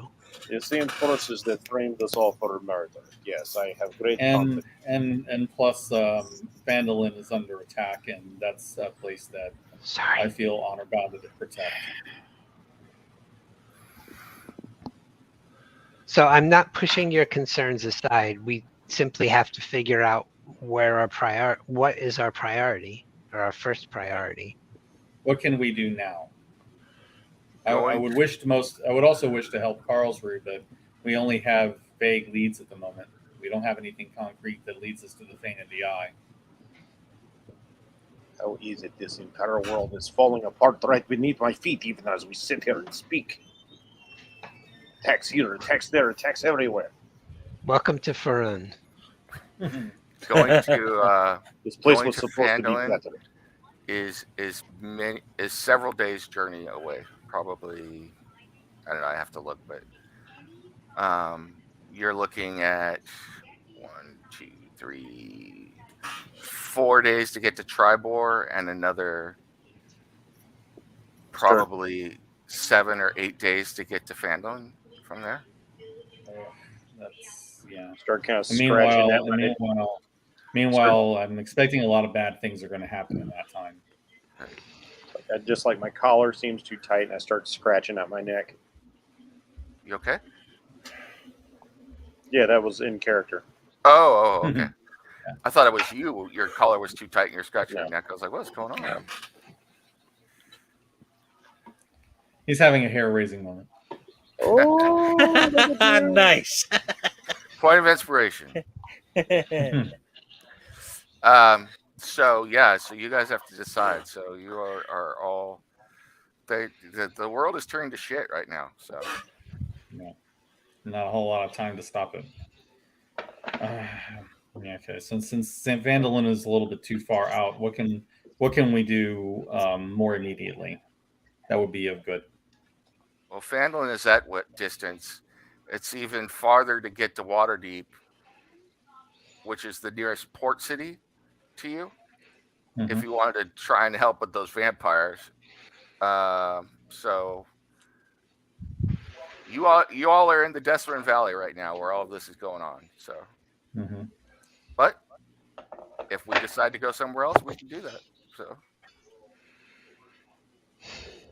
I'm sure it'll be clear. yeah. I mean, Phandalin was always going to have to fight its own battles sooner or later. I just hope they could hold out for a 10-day Yeah. without We'll blowing. see. Oh, but I'm sure all will be well because Sister Grell has returned.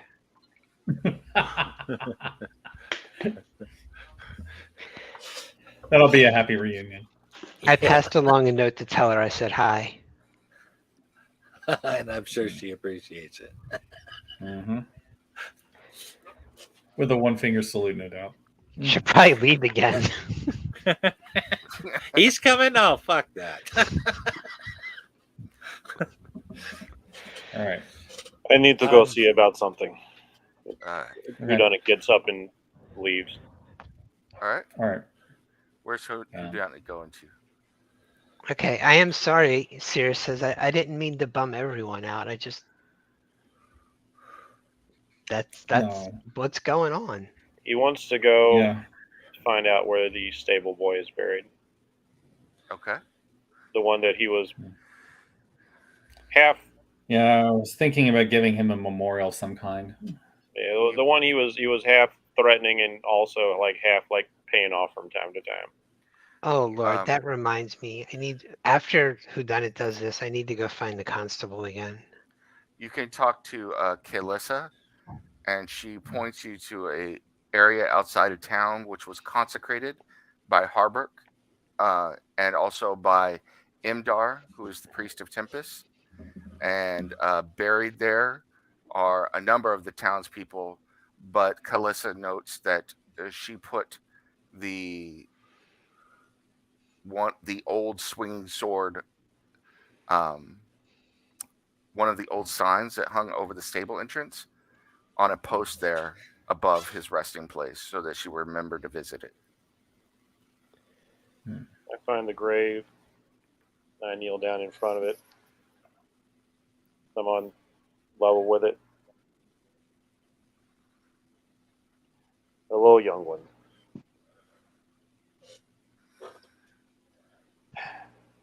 Forgive me, I do not even remember your name. Ion. Ion.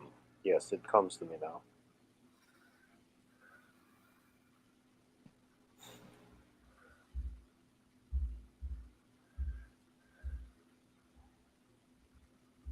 There is something I am sworn to do. Or at least I used to be.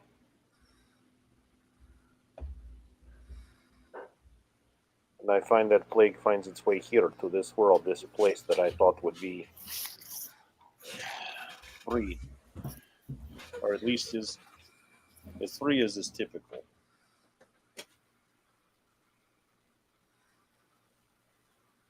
And I gave up that profession. And I focused on trying to be as normal as I possibly could. Then I find myself embroiled in something else. With other people. I had no intention of all of this.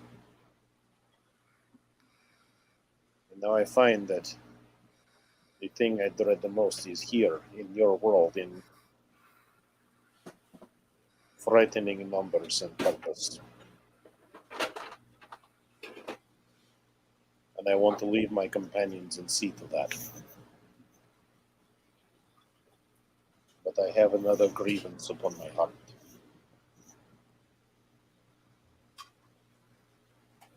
I worry that you are dead because of us. I worry that when we disturb the balance of power here, it allowed the forces of the air to notice a weakness and take advantage. You feel a tickle in the back of your mind, and you hear, "I can bring him back." Well, you're asking now.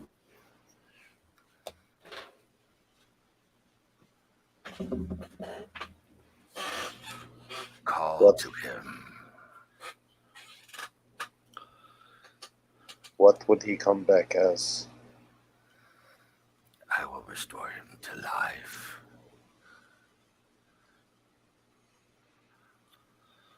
All I ask is a small price. My disciple. What would the price be? I must weigh carefully. A price to be paid later. There are many, many dangerous things that you soon will be facing. Profitable ones as well. I know you wish to go after the undead, but these elemental forces intrigue me. And you will find yourself at a place I foresee where you will be able to deliver unto me that which I want. All you have to do is ask, and he'll be returned to you. And then I will ask you for what I want. When you reach the place in the fane of the eye where fate has decreed that which I seek shall be found.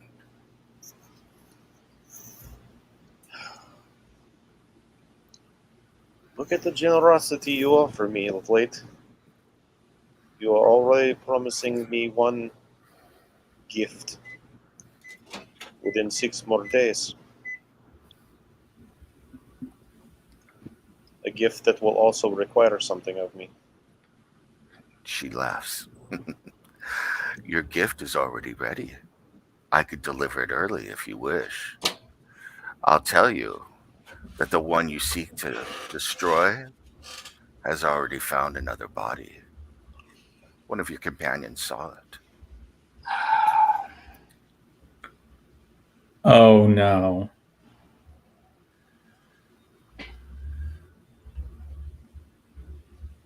She is undead. She swears Oh. vengeance on us. An early gift, though, requires a larger offering.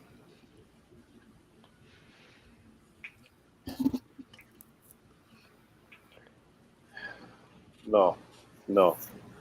I will have patience. But the boy, It's only a small thing. What's an eye? It doesn't have to be your eye. Any of your companions' eyes. unconsciously touch the artificial eye already. The companion's eye? I particularly like the eyes of that young half-elf that you travel with. Have him give me one. You can ask of me what you want, but I cannot take from others. Who knows what happens in battle? No. That is a line I will not cross. Take from me. It's up to you. Meanwhile, she grows stronger in a body that's more than willing to hold her, and I heard that the spirit of that young blackguard is very eager to join forces with us. Sasha! That body. All the bodies, that body. Thought her spirit would be contained. But I'd never force you to do anything against your will. Did you trick me into releasing her? I kept No, her ashes in my hat, and then you wanted them, and now she is out. I didn't do anything.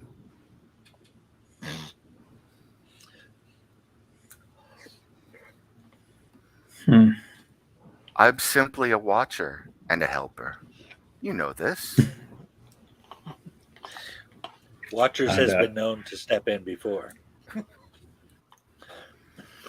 But things are getting so interesting around you, whodunit. Much more interesting even back before you came from Ravenloft, and I didn't think that was possible.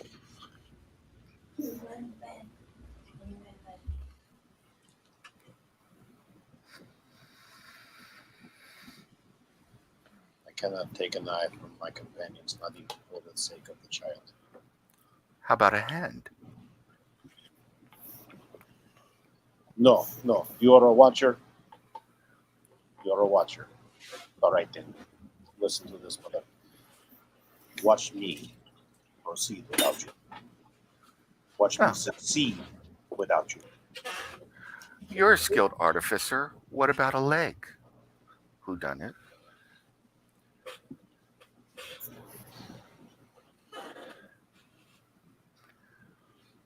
I have lost half my luck already. Yes. But what small price to pay the rest of your luck to make sure that, well, none of your companions would not have to worry about possibly being injured or even killed by the combination of that evil spirit and that blackguard. He'll certainly come looking for you. They have to give up a hand or an eye, but they won't be injured. Well, now if she takes my leg.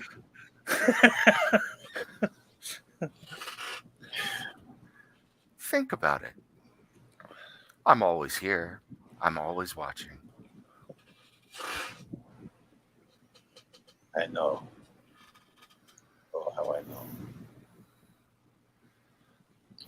I'm leaving. Okay. I'm- Point of inspiration. Great role play there. Good Oh, job. thank you.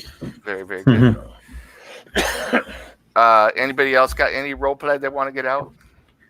Boja will go to the shrine to pray, to give thanks to Sarah and Ray for the healing and to pray for guidance.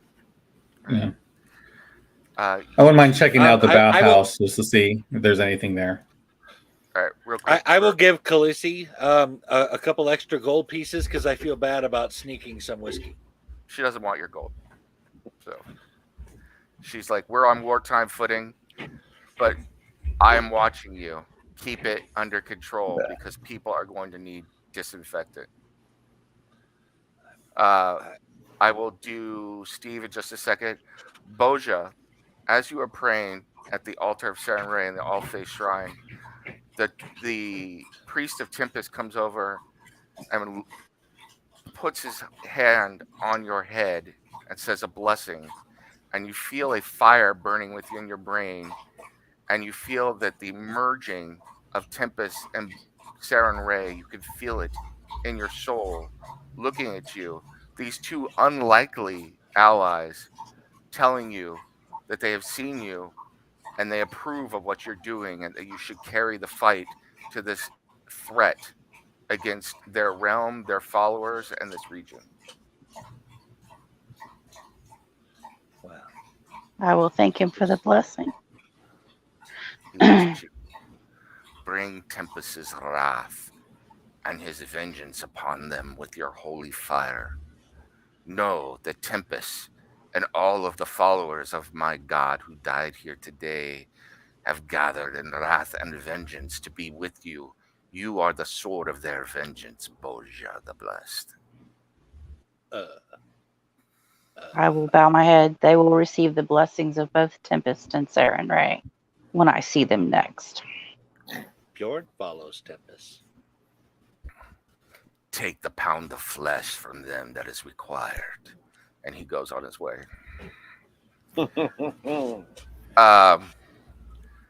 Steve, you were going to go to the bathhouse? Yeah, I'm trying to see if there might be any trace of Karlsruhe from the, the Emerald Enclave people that had left there. You can give me an investigation check if you want. The priestess of Sunni approaches you and puts a hand on your head. Yeah, yeah, she does that. Her hand is coming off. She does that. Her hand is coming off. My investigation's not great, but I do have guidance. So. All right. Come on.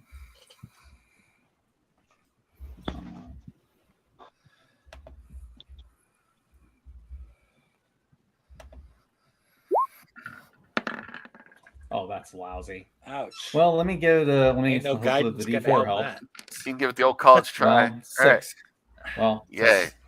It looks clear. So so nothing. So there's nothing around at all. Okay. yeah, this place has been cleared Well, out, man. You can't even verify that it was ever here at all. There, you don't know. Oh God. Yeah, I guess that's. I don't have anything that's gonna really help with that. Actually, Yeah, you I put guess your I eye missed. out looking around, and suddenly the guy comes back to life. So no. So yeah, you look around and search around for a while, but you don't find anything that's helpful. It appears that the bathhouse, it's very much in disrepair, though it's still standing. It was one of the sturdier and better built structures. But it is largely been abandoned since the murder of the proprietor of the bathhouse. Okay. Did the proprietor have an office? Is it still standing? There are several dwelling areas, and it looks like there probably was an office space back there. You can go and look. Yeah, I'll go check. There's a guy back there going, "Yeah, I'm gonna need you to work this Saturday." That'd be great. I'm a little curious. As Bjorn was raised by the Uthgard, he's very familiar with Tempest. Would he recognize something on Boja?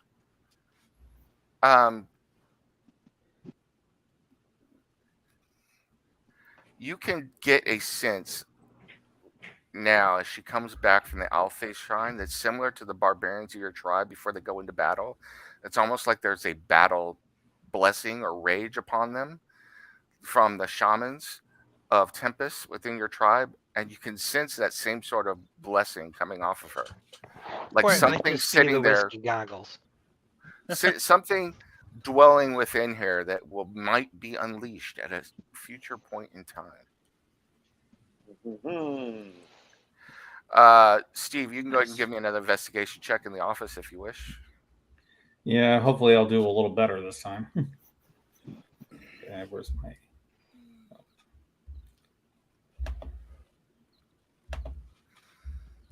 All right. Don't know where I close that up.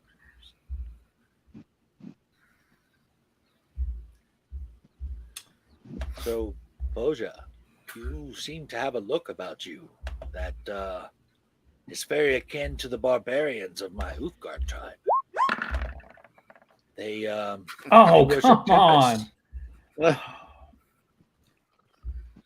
What is with my rolls? 5. You're distracted by what sounds to all accounts like Bjorn hitting on Boja. That would be a very distracting idea. Also painful. I'm hoping finding some kindred ground with the Tempest thing might make her let her forgive me for having the drink. I'm clearly going to have to bring Cirrus back here. All right. You look around, you don't find anything. So go ahead, Bjorn, and then we'll go forward from here. So. Okay. Bjorn, you were saying? Oh, go ahead. Sorry. I will say, yes, Bjorn, I visited to give thanks to Sarah and Ray.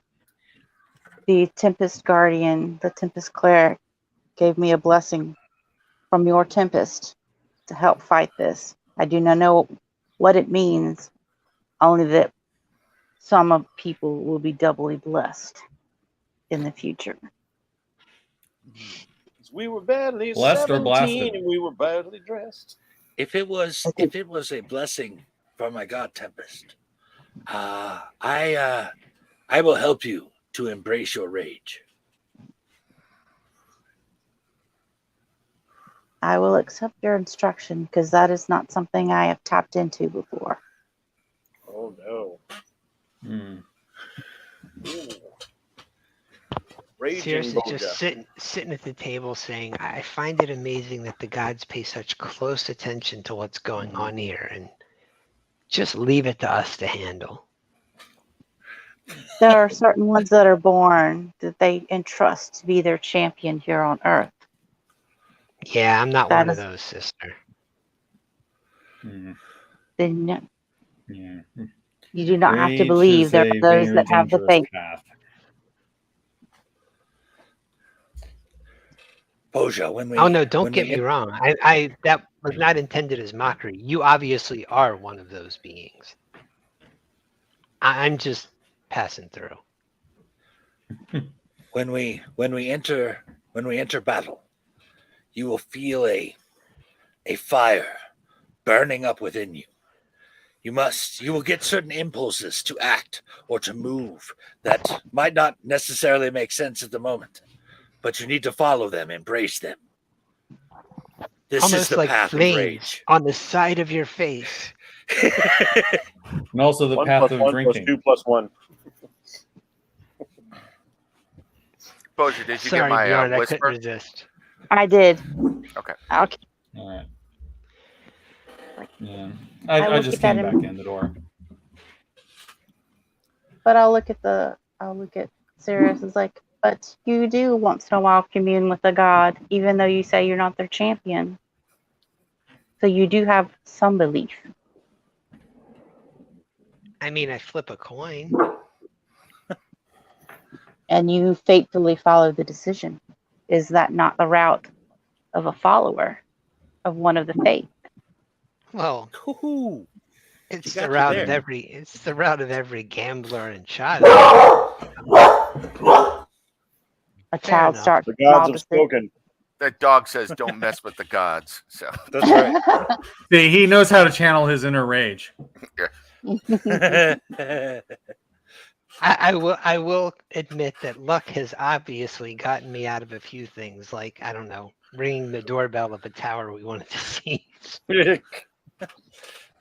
I can't find another explanation for that one, so I'll grant that.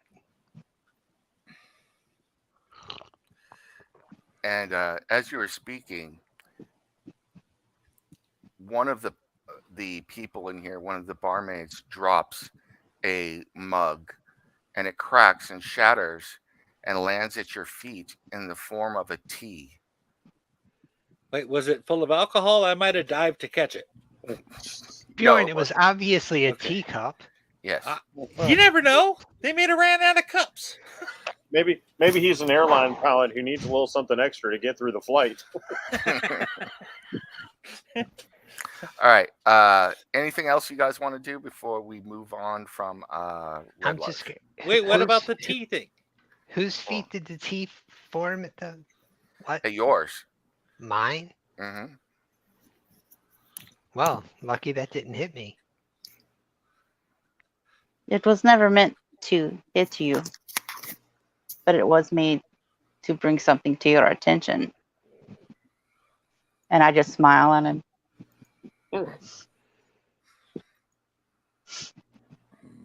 Sometimes questions are answered before you ask them.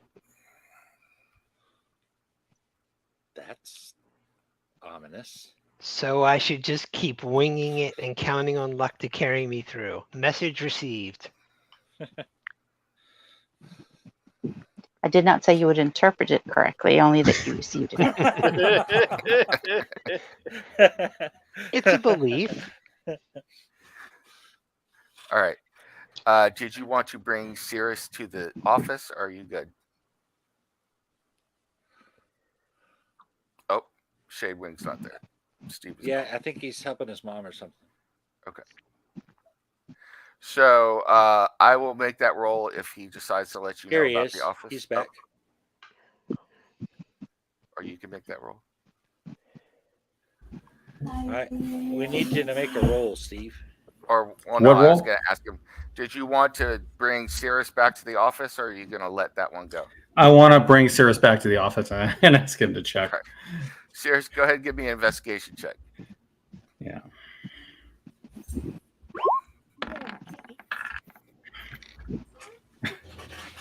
And It's a good 20 20 points better than I did. what were you looking for? Anything? Yeah, just yeah.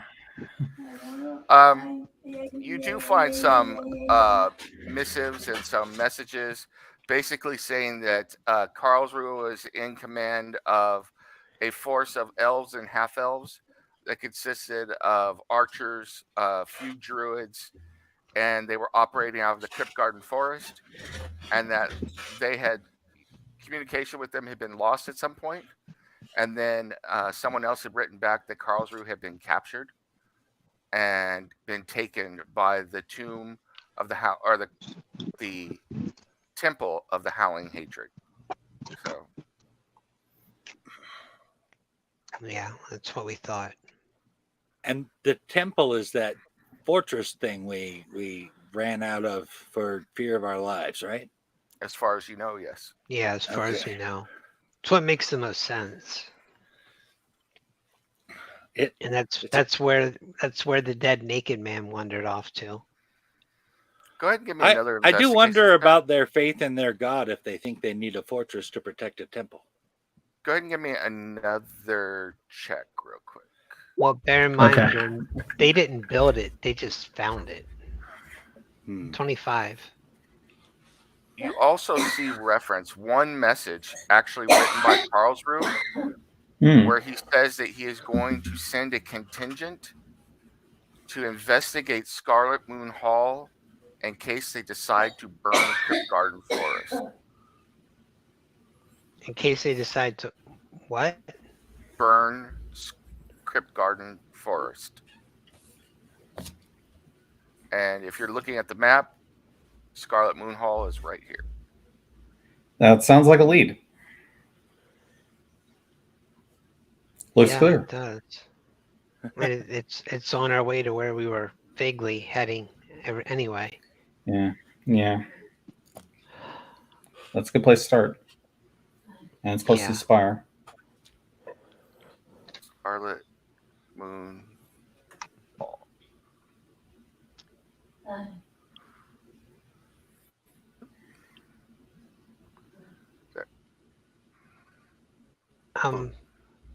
Boja, do you know if they're disposing of the bodies properly here? The last thing we need is someone to wander through and suddenly animate a bunch of them. Is it on cue? That's when Whodunit comes back in. It's like The the ground priest. they're buried in is consecrated. Yes. Okay. I do know the priest attended it, so that does not surprise me. Okay, so that's good enough, is it? Yep. Okay. Okay. So what do you intend to do? You've spent a full day here at Red Larch. It's getting on evening. Your rooms have been made available to you if you wish to stay, or whatever it is that you wish to do. So it's like when Whodunit sits, he keeps just kind of staring down the table and not really looking at anybody. Every now and then, his eye will casually flick up towards Cirrus and then go back down to the table. Cirrus is just constantly rubbing his left eye. He sits down, he's like, I don't know what's going on. My eye has been itching all day. You all right, Whodunit?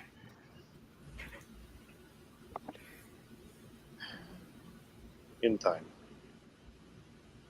Anything I can do? we'll see what I can do. Need both of your eyes. They don't need their legs, do they? We can eat their legs. Good one. Good one.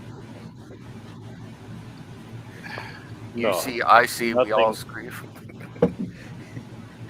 I'm afraid nothing you can do. And please forgive me for earlier. It is No. a deep wound. Forgive me. I hope I wasn't trying to minimize the threat of the vampires, much less your obvious concern for their impact. We're way over our head here. I think we just have to pick a direction. When it comes to the undead, I can be obsessive. By too much history, too much blood between. I will lay my hand on his shoulder and be like, that is understandable from the past. Yes. As someone who has hunted undead in her time, I completely. I can't say that I relate to your specific experience, but I can see enough to give you to respect your privacy on this. Just so you know, I have had time to think and clear my head, and I will be staying the course here with you. Insight check. Oh, all right. Let me roll deception. If we survive through this and there are still vampires on the coast, we'll jump into that with you as well. With guidance. Absolutely. Yes, I Okay. I am with you. When All right. we have cleared the road in front of us, we will veer off to yours. Damn. Guidance allows me to trump. Yes. Damn, I Wait, can't hope believe you have she matched guidance, my then. roll. Without guidance, it might get a little hairy. Right. Looks fair. Cirrus will Yeah. say, I think, I know we're all feeling urgency, but I think we should probably spend the night here and maybe head off for Scarlet Moon Hall in the morning. Oh, and Yeah. I forgot I would not face that without being full strength, so I completely agree. just for the sake of the town, I've kept my weird pets in my hat, so people in the destroyed town aren't seeing a colorfully dressed walking skeleton Did rolling you- about. Have you recreated Mr. Bang and Mr. Simeon? Or not Mr. Simeon. Mr. Simeon was fine. Mr. Bang. Yeah, Mr. Bang. Yeah, let's say I've recreated him. I'm kind of playing a little fast and Okay. loose with it because like he's only supposed to be up for an hour. So like, let's just say until I activate him, he's not functional because every hour he goes away. Then I'd have to use a spell slot to bring him back. Ooh. So you guys plan on staying the night here? Yeah. I'm gonna have to sleep off this little bit of a drunk that I have. So where? Forgive me. Where have we decided to go next? We'll Scarlet tell him Moon about Hall. Scarlet Moon Hall. It seems to be our best lead towards Karlsruhe, and Karlsruhe seems to be our best lead towards the Howling Hatred and possibly the others. And before we go to bed, I will look at Bjorn and say, until the situation is over with, make sure you do not touch the alcohol until the injured are fixed, because I could make sure that you never get drunk again with my touch. Cirrus is going to walk Jesus back comes down. first. Cirrus is done going to that? walk back down to Endrith's stall or place where he left his assistant in charge Yeah. and be like, "Hey, dude, do you have any mead or other spirits that wouldn't be useful for first aid, but someone could drink? Hmm. I know the Well- town's light. I know you're giving away things I will happily pay, but Before they left, we confiscated what was left of that rock gut that was made over in the other area over there. We've got cases. Oh of man, it. I totally forgot something I could do. Sorry, Yeah, sorry to interrupt. we'll keep that part to ourselves. But Okay. Bjorn gives you a appreciate dirty it. look. He's like, "You're welcome to it." We were about to put this on somebody, and we found out that if we place this on a wound, it would cause it to fester. So you could take it. Yeah, and I'm pretty sure if you drink it, it can fester too. Yeah. He's Alright. drunk 500-year-old dwarven brandy. I think he'll be That's Look fine. how right. that turned out. It didn't turn out well. I got poisoned, but I'm it still was not. worth it. I'm still Totally not worth it. poisoning you for this either. So drink at your Totally own worth risk, it. my dude. All right. Cirrus is going to give this man 20 gold pieces and say, "Look, Endrith trusts you, so here. This is for the town. When you can restock. Thank you. We will. Oh, And sure, he, you'll take his money. Tell no one that I gave that to you. Your secret is safe with me. Thanks. I'll go back to the inn. Oh, Greg, do you want to take that out of personal funds or you want to take it out of the party fund? I'd take it out of personal funds. I do have some marked on my sheet, but thanks. I want to know because I'm keeping track of all the gold we amassed and pretty much All right. things we collect. Okay. I appreciate it. I do So have an amount that's been on my sheet for like ever that he hardly ever touches. you guys are going to sleep. Yes, but Bjorn is not taking his eye off of Boja as he goes up the stairs. She just said something very nightmarish to him, and well, he's a little worried now. So much for that connection. And I know, Yep. I know this You has see been a rare primarily smile first. from Eleuthera as she sees this whole display. I know this has been primarily a first aid place, but does Kalisa get any customers at night coming in for anything? No. No. Cirrus will start playing anyway. Okay. I will. Oh join my in, god, that sucked. so I can at least. People look at you and wonder why you're playing the Jingle Janks, but okay. So I will not play the Jingle Janks. I will stop talking soon, but he made it to a 10. All right, let's see if I can do that. And we are definitely guidancing that bad boy. Hey man, I'm tired.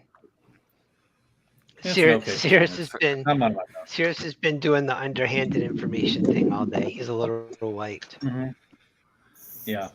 Udon Same. just quietly trudges up to his room. okay. I just So play- yeah. the night Then I'll do the thing. passes uneventfully, and the morning dawns. The haze of smoke is still laying over the town, but other than that, the morning dawns uneventfully and leaves you all ready to step out for Scarlet Moon Hall. Is that correct? Yep. Yes. Yep. Scarlet Moon Hall is about halfway between here, Red Larch, and Feathergale Spire, although you have to turn off of your trek towards Feathergale Spire and go up into the Somber Hills to get to Scarlet Moon Hall. Before we leave, this Yes? is just a little side note. Is there I know, like, I don't want to take any good supplies, but if there's like any garbage level food, potatoes, moldy bread, anything like that, I would like to collect a bunch of that. Mhm. All right, Udon's got an idea. Okay. As you're approaching the area that you know where Scarlet Moon Hall is, you're about an hour away, and you see an old man struggling to walk in that direction. He's bent over, he's clad in some shoddy robes, and he looks up at you and he goes, are you pilgrims to the Wicker Giant, the rite of the Wicker Giant up at Scarlet Moon Hall? Are we going to Burning Man? Yes. To both. You may be. I was going to go that way myself if I ever get there, but I think I'm going to turn around. There was some trouble at Red Larch the other day, and I'm not as spry as I used to be, so I'm going to go back to my shepherding. But it's interesting. Supposedly, there's a druid cult up there that is bringing back the rite of the Wicker Giant. Sounds rather interesting and a damn fine thing to me. When the Wicker Giant used to burn in the past, that meant that good crops were on shore, and all of the I knew you were going to do this shit. the various animals was sure to multiply, and I'm hoping that my sheep will multiply and I have a bigger flock by the next spring. And it's Did you I hear will okay. lay this my from hand. Summer's Isle by any chance? Nah. What was everyone saying? Did you hear this from Summer's Isle by any chance? No. What did she say, Boja? I will lay my hand on the old man. It's like, sir, I promise you, if any evil abounds, they will be in the grasp of Sarah and Ray and the Tempest God.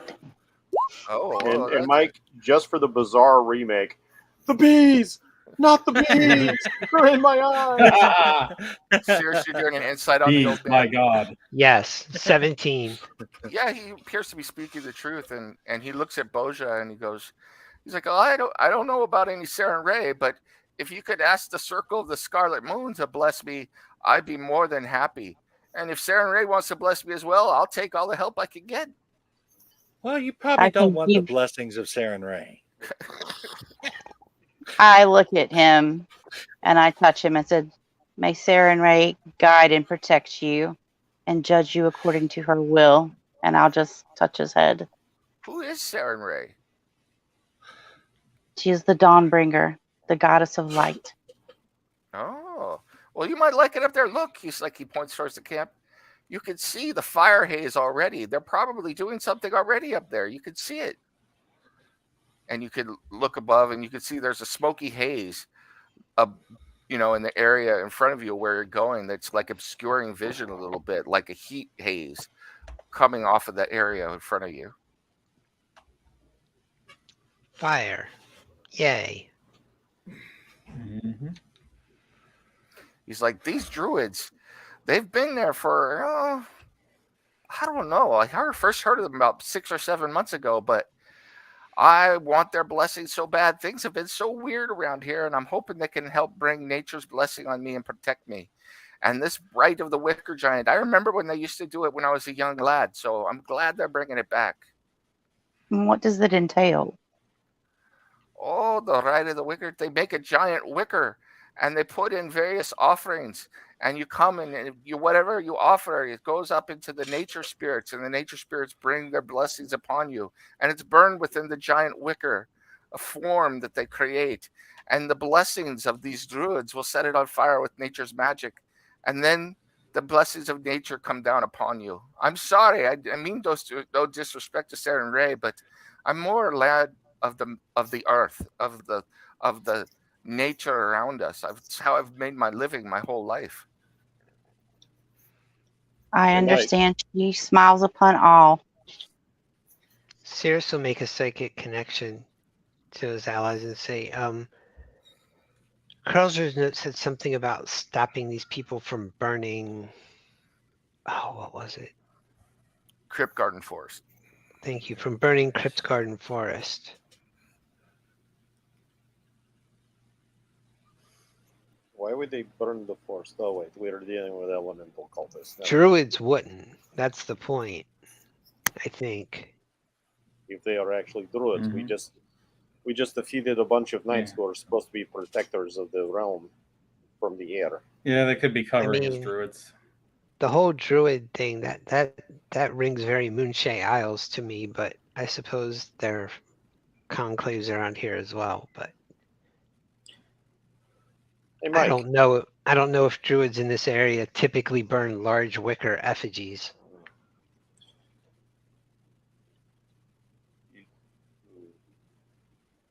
Did you say something, Jeff? Yeah, do you think this festival takes place in midsummer? It Mhm. might. Certainly sounds like it might, yeah.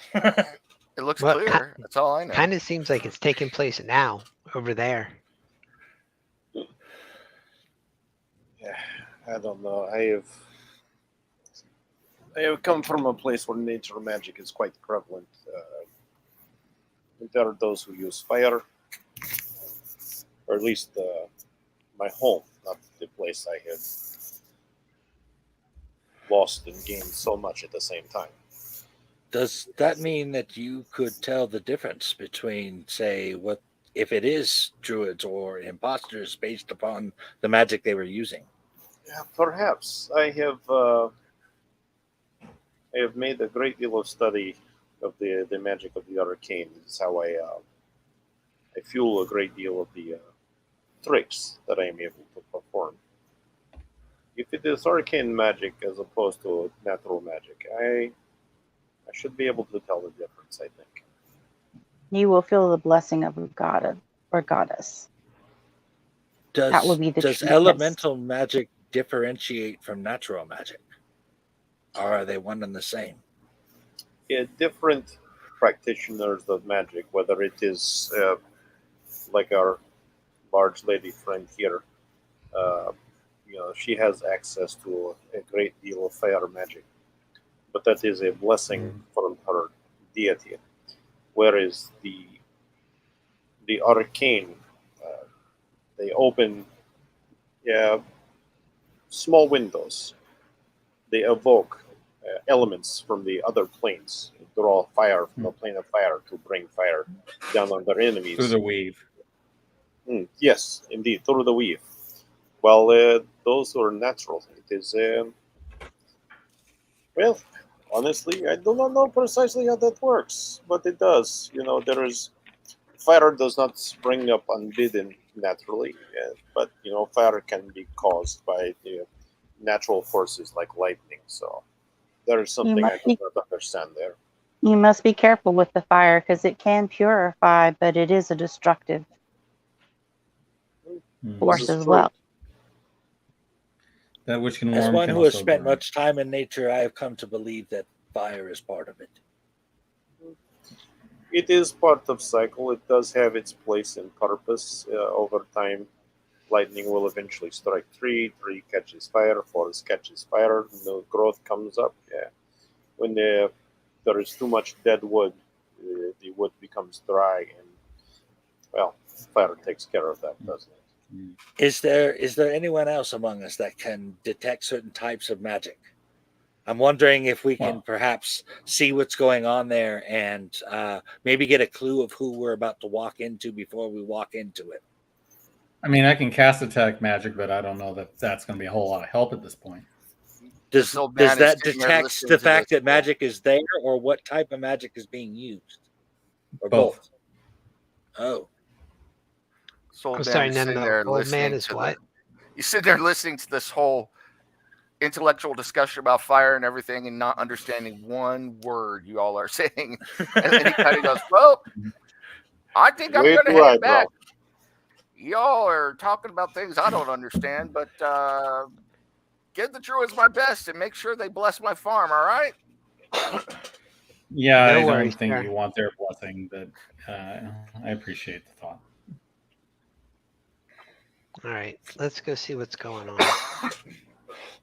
All right. Hold on for just once. Yeah, as we walk off, I will look at her and say, may Sarah and Ray give her blessings of light over your crop. That would be a better hey, blessing. Oh, and may Tamora smile upon you. Mm-hmm. And may the force be with you. May Tempest guide you in battle. All right, so I'm going to read this, and then I will bring your tokens on to the map here. So, Lovely. Now, as we're riding along, instead of casting gazes at Cirrus, I sometimes just rub my right leg. Why is my eye itching? I don't know. My hand has been itching a little bit too. all right. So as you continue Well, keep it out of walking your butt, Warren. up this slope, visible through the haze that covers the hill is a square tower ringed by ruined walls. In front of the tower burns a bonfire shaped like a fiery giant that you could see even from this distance, a good 400 feet away. Scattered on the slope below the tower are 7 bonfires with tents clustered around them. Humanoid figures huddled near these closer fires. A trail leads up to these hillside encampments, a trail which you're currently following. So now, and it's daylight out right now. So you can attempt to sneak up there or just walk up there. It's up to you what you would want to Hold do. on. Hold on. Yeah. Wait, Eludria, could you do your detect magic thing?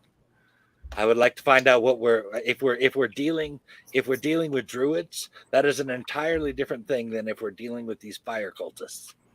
I'd like to know that before we enter. Does it even work that way? No, What is the range of detect magic? Because you're still a ways away. So 30 feet. Yeah, I don't.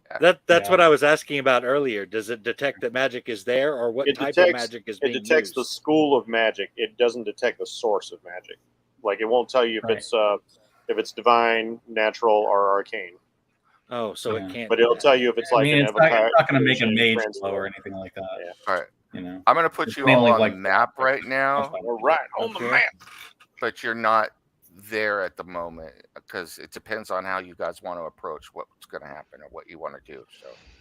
So you guys talk it out because you have time to plan as you're walking up here, and then let me know. So meanwhile, well, talking has not done us a whole lot of good.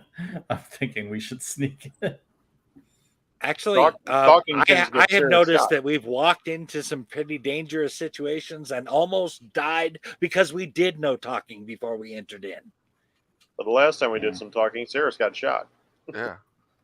Yeah. Fuck it. I pull out my axe. Bjorn, That is the Bjorn approach. Just gonna go for it. and what if it's a bunch of peaceful druids doing their burner I thing? Bjorn? do not have sight on my map. My map is I haven't Well, put if you we're yet. not going to There you come go. up with a Yes, plan, I feel got it. like I have to be prepared. And having my must have been axe in the DM hand player. makes me feel that way. All right. So as we approach, All right. I Can know we everybody see first? I just want to make sure that everybody could see and has I don't know where we are. control. I mean, I see. We're at Oh, the bottom. they're way at the bottom. You're very We're way bottom at of the map. bottom. I mean, Sierra says I can attempt to try and see if I can hear what's, sneak up and hear what's going on. The outdoors aren't really my thing, but Bojan wants to see if we can detect what we smell. Do we smell burning wood? Do we smell like burning Flesh. something else that might be burning? Flesh? You do. You smell. No. You don't smell burning flesh. You smell burning wood. You smell flames. You smell various creatures. Is that not flesh? he didn't say burning No, creatures, it's not just burning creatures. Just creatures. Oh, okay. Yeah. Give me a perception check, Boja. Okay. Let's see. Can we still see the burning effigy? Because I don't see it on the map right now. It's way at the top of the map. So. Okay. All right. Since I am employing smell, I actually get Advantage, don't you? advantage. Hell yeah. Yep. She got a Just real nose quick, that would though, put I mean- Toucan Sam to shame. Are you all sneaking up there, or you're just walking? Well, let's just stop for a moment while we're doing this, and then we can figure it out. Yeah. You I'm guys okay with sneaking in, but it's up to you guys.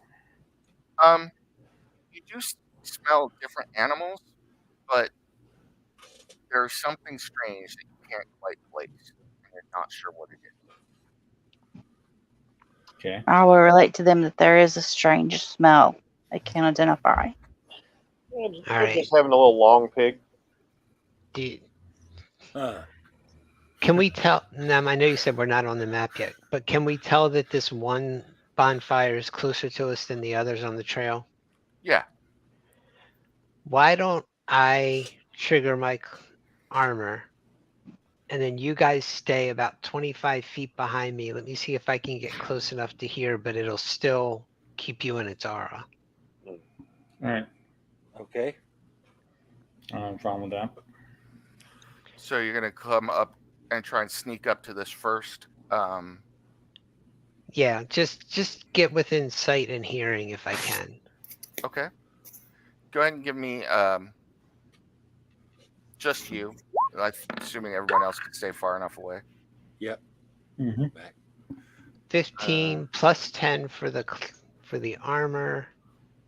So 25, 31. It's just so ridiculous.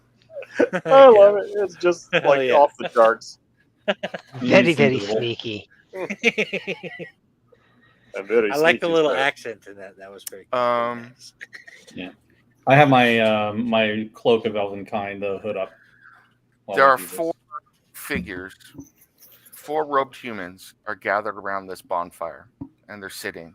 2 of them are male, 2 are female. All 4 of them are humans, though. And they're chanting as they stand around the bonfire, kind of swinging back and forth as they sit. On the periphery of the firelight, you see 2 massive elk placidly chewing at the ground, watching on, not really reacting much. The 4 figures stop chanting, and one of the females turns to the other female and goes, "I can't wait till the Rico Giant goes. It's going to be the most glorious thing I've been part of my whole life. It's going to be absolutely fantastic." I'm going to psychically relay that to the others.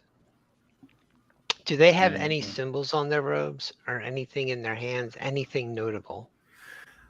Their robes are unremarkable. They're all wearing what looks like to be pilgrim robes, although strangely enough, the robes, instead of being, typically if it was a pilgrim or a druid, they would wear gray or black or maybe brown. But these druids are all wearing a very muted yellow, which is strange because you think nature, they want to blend in, but somehow it does fit their surroundings, and it does not stand out the way a normal yellow would be. There's nothing mystical about it. It's just the way the robe is constructed and the color. And then they also are wearing a red sash around their waist. I'll relay that back. The sewing on their robes, does it look like something druids would put together, or does it look like finely sewn cloth? It looks like something, it's just normal. It's not anything exquisite at all. So, but something like a druid would wear, not something like a city priest type might wear. Oh yeah, definitely. Guys, they're wearing red and yellow, and I'm getting an eerie feeling about this. That's because they're all from Shyamalan's The Village.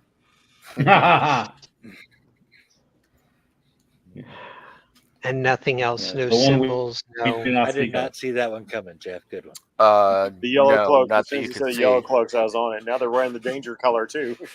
Yeah. Go ahead and give me a perception check.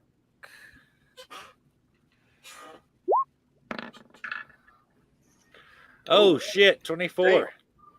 You That's look, what you call perceiving the shit out of that. You look to the east and the other bonfire. You notice that there are two more figures dressed similarly around that bonfire, but instead of an elk, there's a large brown bear moving around up there.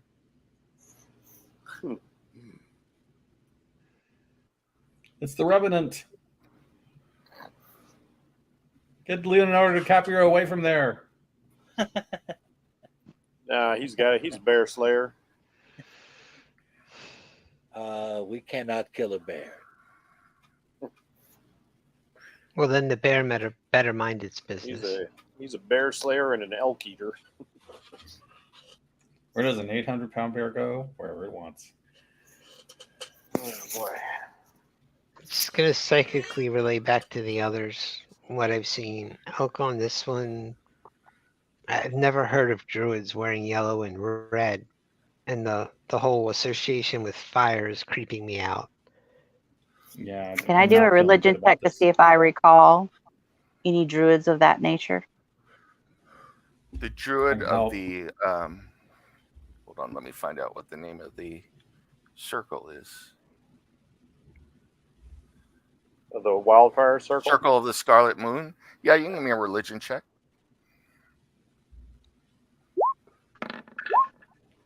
Ooh, that's a good roll. Nice, 20. Long ago, there was indeed a Circle of the Scarlet Moon, which is what the Scarlet Moon Hall is named after. They were a circle of druids, but as far as you know, they passed out of existence over a century ago. Interesting. I'm going to go, guys. And that concerns me because all of my research, that Circle of the Scarlet Moon, they have been defunct for over 1,000 years. 100 years. Did they 100 burn Did they burn things? What would I recall? You only know that there was a druid circle by that name, but for you, I mean, all druids were basically the same. I mean, they were worshippers of nature. Bunch of damn tree huggers. Yeah. That's what I would realize. That I just know that they are no longer with us. Let's 19. Does that give me any knowledge of the history of this order? You have much the same recollection as Boja, although you do know that the Circle of the Scarlet Moon, they weren't attacked by anybody, but for whatever reason, that there was a great fire in their enclave. Unlike most druid circles, they actually lived within a structure and were here, but they were secretive. Introduction into their order was very guarded. And then over time, the members of the order faded away until there were only 1 or 2 members of the Druid Circle, period. And there weren't more coming in. And then there was a great fire. And as far as anyone knew, 100 years ago, Scarlet Moon Hall was deserted and the Circle of the Scarlet Moon was no more.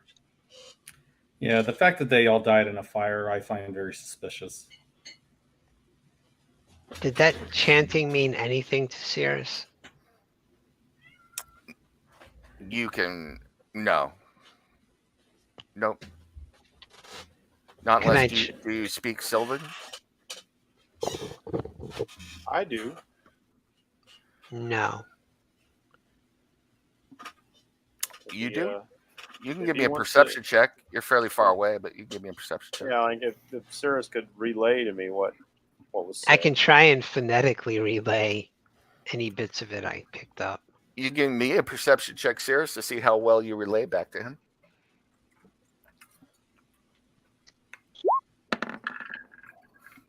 Nice. So he relays back to you, and you know, just for shits and giggles, I'm going to whisper it to you, Jeff. So, All right.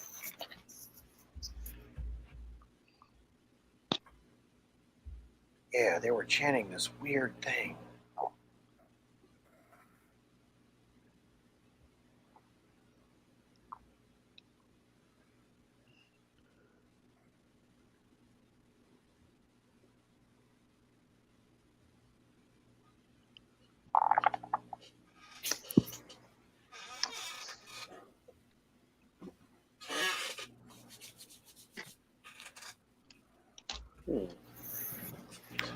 So, like, as you're relating the story and relating the chant, not knowing what it is, like, Udon just kind of like listens, and then he just starts, muttering. The blessings of Sylvanus and the fullness of his warning bounty descend.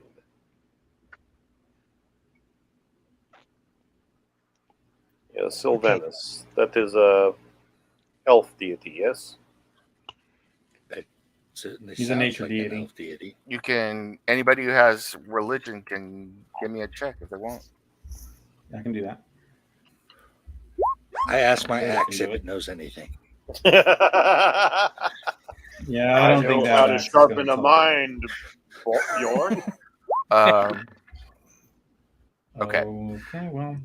Jen, telepathically you hear Sylvanus. You know that Sylvanus is the goddess or god of wild nature, the god of untamed nature, versus as opposed to Shanti, who is the goddess of agrarian nature, ordered nature. So Sylvanus is worshipped by those who are steadfastly devoted to nature in its purest form, and would be those who would take, for instance, militant action to protect a forest or protect a stream or a grotto or something like that. And what did that one say to the other? She can't wait until what happens? Until the wicker giant is burned. Wicker giant.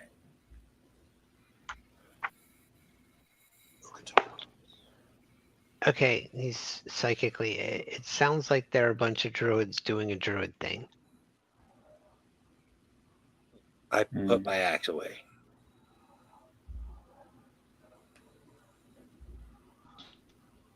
Unless burning that wicker giant could unleash something worse.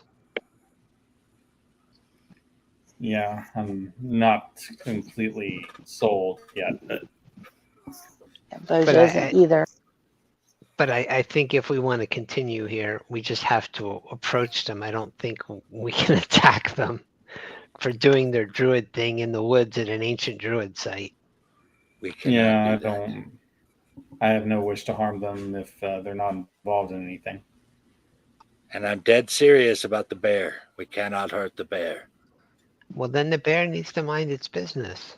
I will do my best to handle that. Do not hurt the bear. I'm bear not needs to here do to his hurt thing in the anyone. woods. I just want that to be clear. A So- guy I will bearing look the in- bear totem cannot stand by as a bear is harmed. I'll I will- let you deal with the bear necessities. Ian. Sirius will make his way back to the others. Okay. What are you saying, Jen? I look at Bjorn and I was like, I will only harm the bear if it harms you. I can take a hit or two, but if it does seem like things are getting out of hand, I can't stop you. To be completely frank, I do not think any of us could stop her. So do we just walk in now?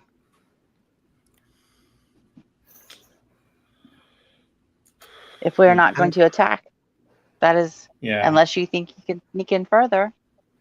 But I don't see us all getting by I'm being hidden. I'm seeing a lot of open space. I don't see anywhere to hide. No, I don't There are a bunch of druids, and this is the woods. My luck's gonna run out here. Yeah. And besides, I do not want to just suddenly appear in their midst while they're in the middle of their religious ceremony. That might, provoke a response. I think our best bet is to be a bunch of pilgrims who came to pay our respects. Yes. Can I suggest that perhaps a servant of Saren Ray might speak better to druids than any of the rest of us? Not necessarily. Honestly, you Bjorn, know, you might be the best chance. I would say I'm gonna either use- you or me, because I serve Isla Stray, and she's very nature themed. I'm going to use prestidigitation to take the time to tone down the very gaudy rig that Mr. Hump is wearing. Okay. And and then I will use disguise Bjorn self. could probably use a bath too. Mhm. Okay. You can always use Daisy. a bath. Yeah, you can always use bath because he ain't using water, and I will use disguise self to de-godify myself. I will appear to just I'm still going to look like a rabbit, but Yeah. I will just be wearing some very humble looking robe. So me and my camel look very humble. Okay. Hey, Pops is here. Hey, Pops, thanks for stopping by. So what are y'all gonna do then? Are you gonna, now that you've decodified yourself, are you gonna walk up on this camp? Or one person gonna walk up? The whole group gonna walk up? How are you gonna approach it? I think we should approach as a group. Yeah. I It's a agree. group of pilgrims.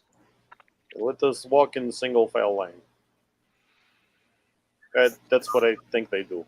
And you're gonna approach this first camp here, where you were listening in on the 4 humans that were roaming. Yeah. One might right as to well. the Okay. west there. You walk up to them, and this the one? four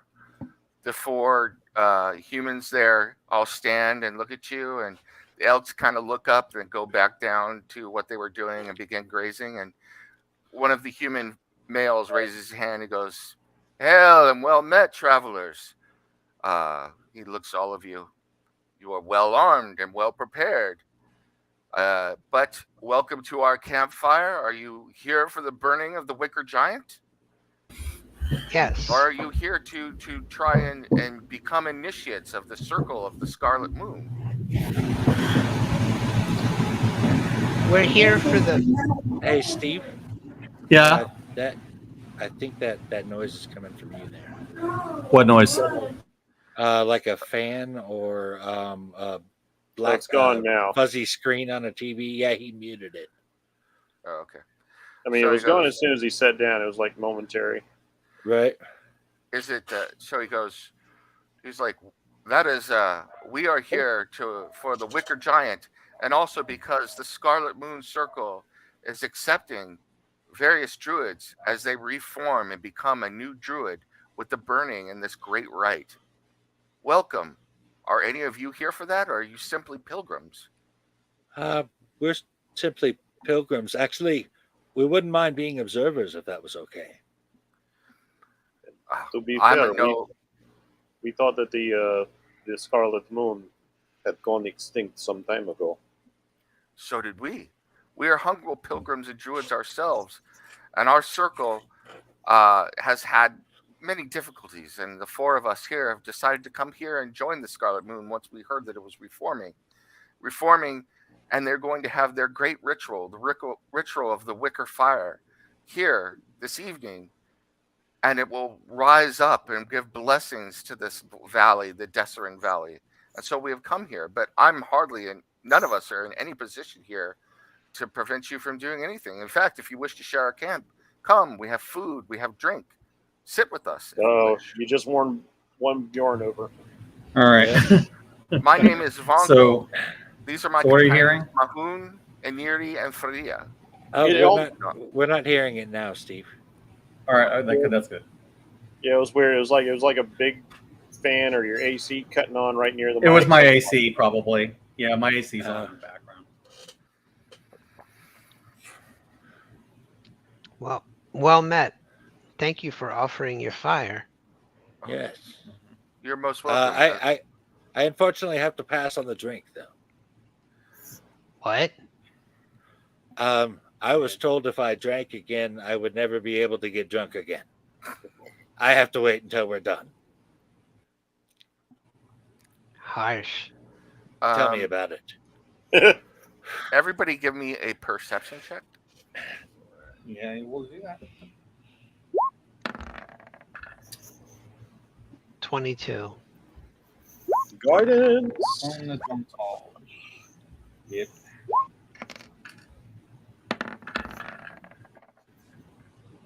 Oh, come got a 13. on.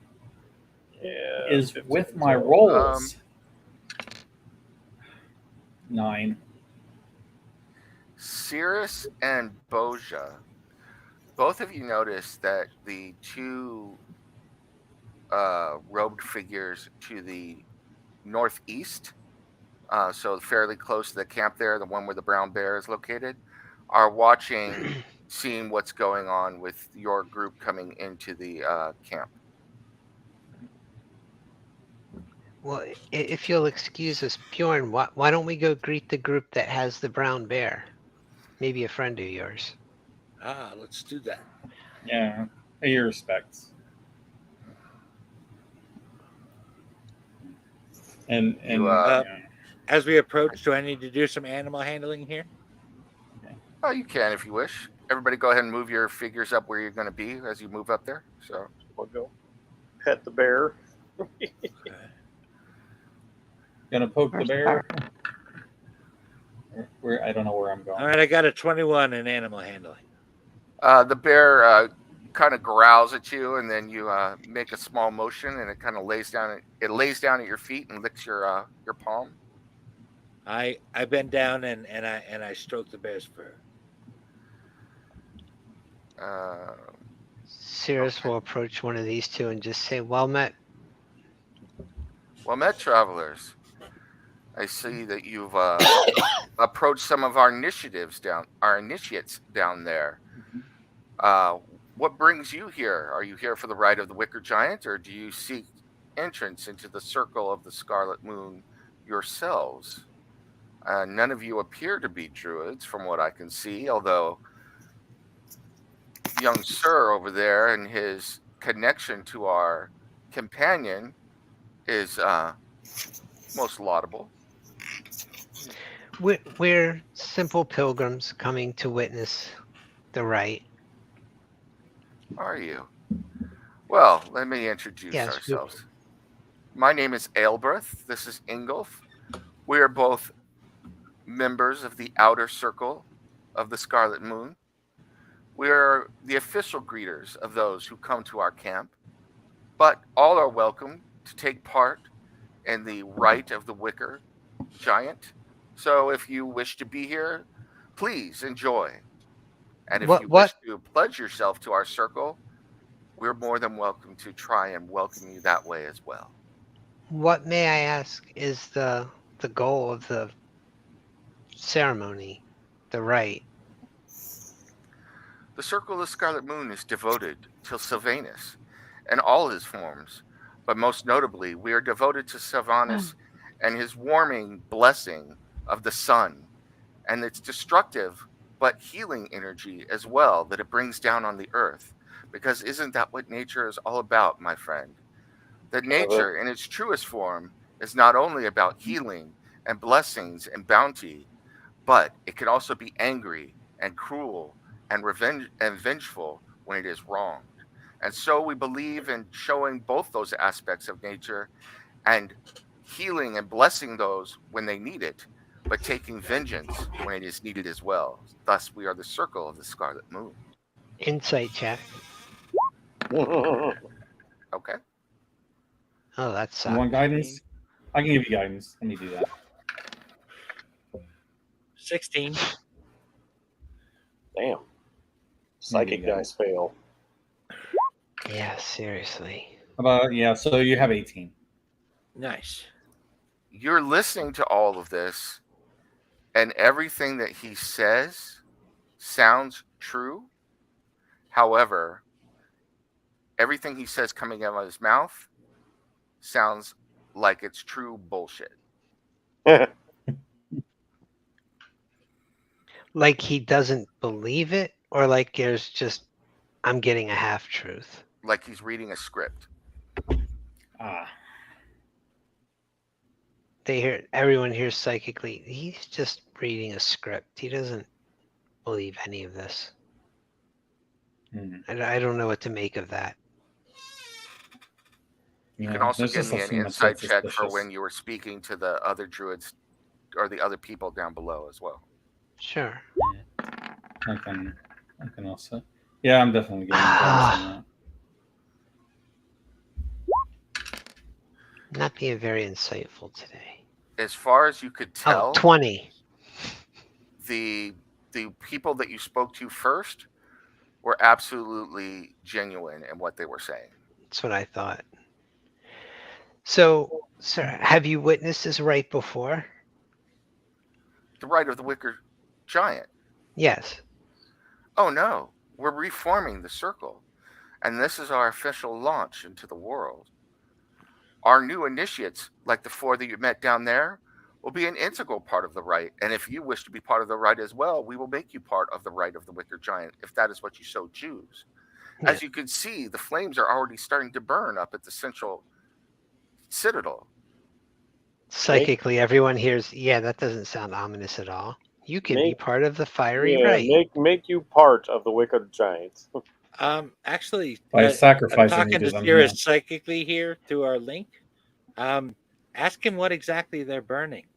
I find it odd that they would be burning nature to nature. Nah, they do that. Druids deal with fire. I'm gonna look him straight in the eye and like, I do understand the power of fire. It's purifying, but it's destructive as well. Cirrus takes a step back involuntarily. Yeah, I'm just maintain stoic composure. The one who is speaking, who identified himself as Aelbrith, looks at you and notes your holy symbol and goes, Saren Ray. Not to belittle your goddess, who is assuredly great and is as devoted to light and fire, but we have a different understanding of what it means and a different connection to nature all around us. And so your understanding of light and fire might not necessarily be the same as ours, but we welcome you just the same. Is this dude wearing any kind of chain or pendant underneath his robe? Can I tell? I am going to insight check him. Holy shit. Nice. Yeah, you think the same thing Cirrus was. Like he is reciting lines that he has rehearsed and remembered. Nothing that is being said with genuine no sincerity, faith or feeling or emotion. And what does your deity call you to do? My deity? Sylvanus? Well, you offer sacrifice. Yes. Well, like I said before, we are here to bring the bounty of nature, but also bring the vengeance of nature when necessary. but Yeah. we are most devoted to the bounty of the most glorious sun and the bountiful heat and flame that Sylvanus brings down upon Faerun. That was actually kind of cool with the echo. Sears, how are you going to try and look to see if there was a chain or anything? Just, I guess, maybe investigation. I'm trying to look. So if None they- of these people have symbols. I'm trying to see if maybe he's got something on underneath and I could catch a glint of it. You can give me an investigation check if you want, or a perception check. Come on, I need this one. No, no, no. 23. 21. 20. No, He's sorry, all 23. sighing like 21 sucks or 26. something. 23. 26. 26. 26. 23. I just gave you 26. guidance. There you go. You think you might see the barest hint of like a chain or some metal links around his neck that go underneath the robes that he's wearing? I'll tell the others. He's got a metal chain under that robe. And I'll Like a- bet back to like a him necklace. he's not druidic. Is it Yep. armor? No, I've heard of no druid who No. uses metal. It looks like No. a necklace. it's like something you would wear as a necklace or perhaps have a pendant. Yeah, like a suspended holy on. symbol. I've never heard of druids wearing metal for holy symbols No. or jewelry for No. that matter. No, they usually avoid that.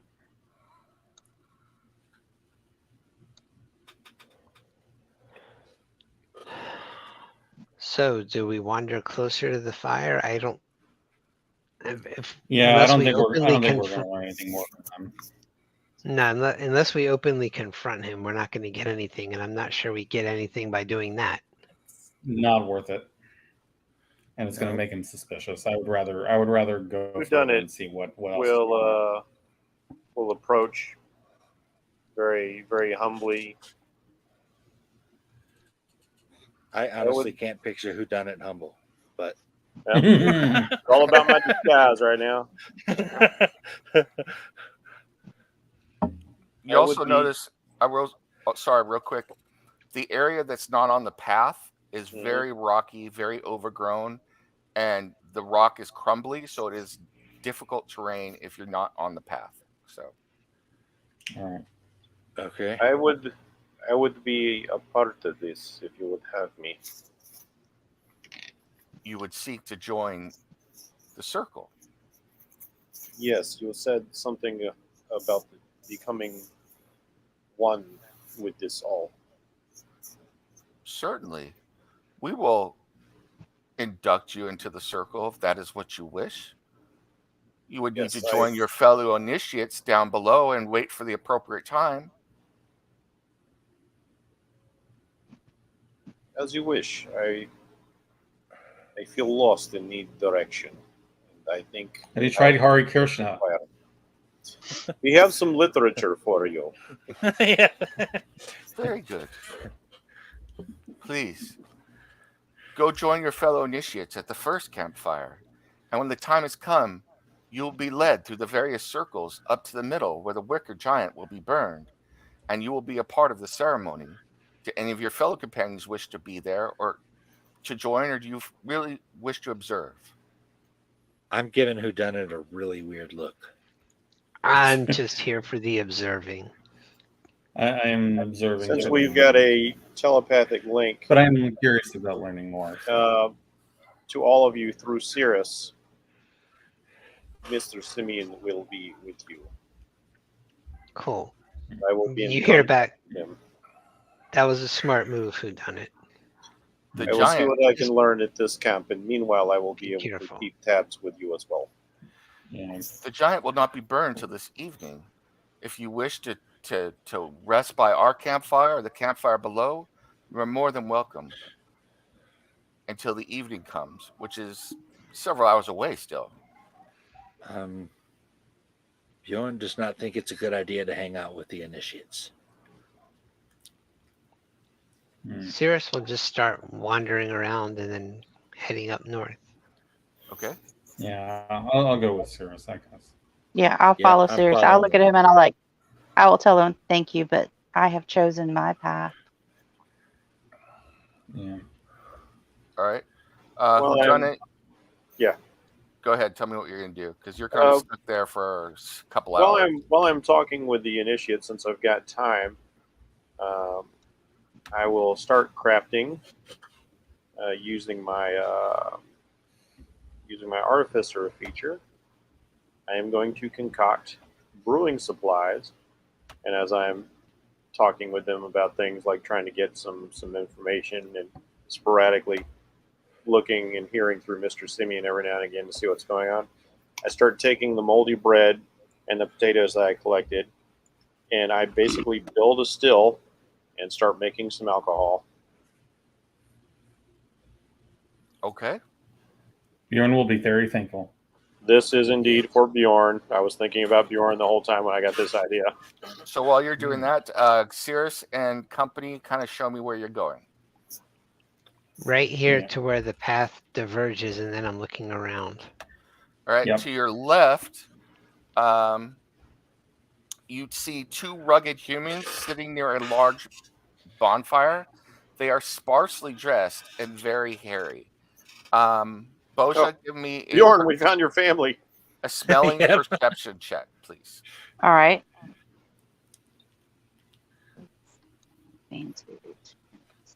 Should we be wary of the very hairy, scary Larry? Possibly. The old days, the bad days, the scary Larry days. I am whispering something to you.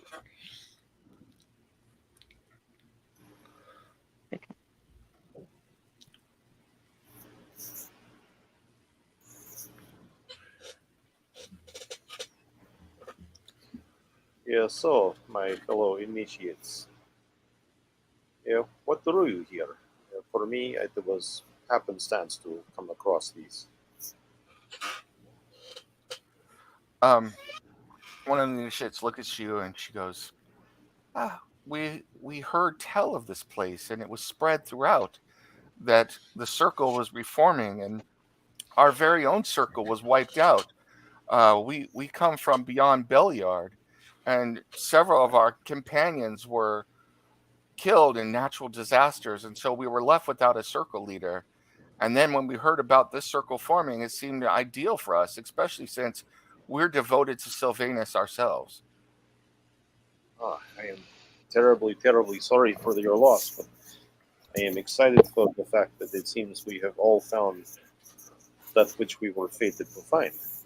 I've never seen your like in Faerun before, but welcome, and how blessed must you be that not only can you be part now of our circle and initiate to Sylvanus, but by your very nature, you look to be closer to nature than any of us could ever be. Out of curiosity, I'm going to reply in Sylvan. Mm-hmm. I thank you very much for this. Indeed, I am from a place that, well, in its own way, might be closer to Sylvanus than you think. They reply, one of the males replies to Sylvan, and you already know the tongue, how wonderful. You are indeed blessed by Sylvanus, and I'm sure that you will be welcomed here. My people originated in the Feywild. How enchanting. I can't wait to get to know you as you become a cloistered druid here among us. What do you know of this warming blessing? It is most intriguing. It's just one aspect of nature. It's not unusual for you to focus on one aspect of nature as a druid. Sometimes you will focus on the moon, sometimes the sun, water, maybe the trees around you or snow, and try and become more in tune with nature that way. One part of nature that you want to more closely identify with and understand.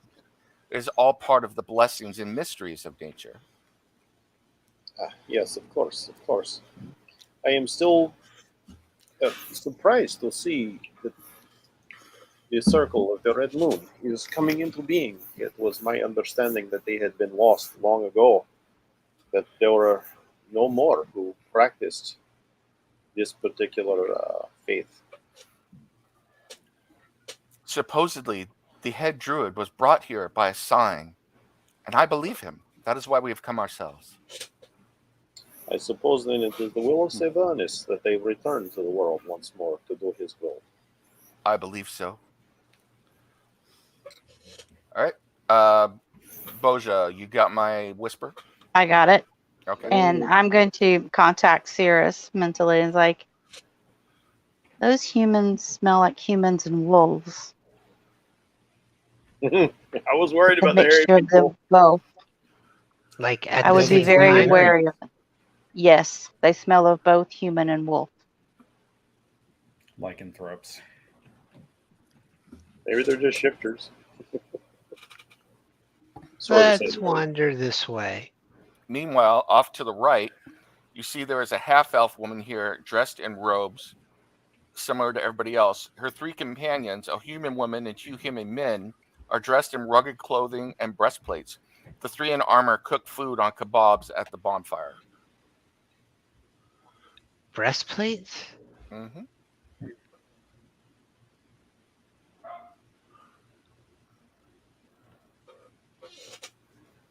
What in Saluni's name? And maybe the right goddess to ask about.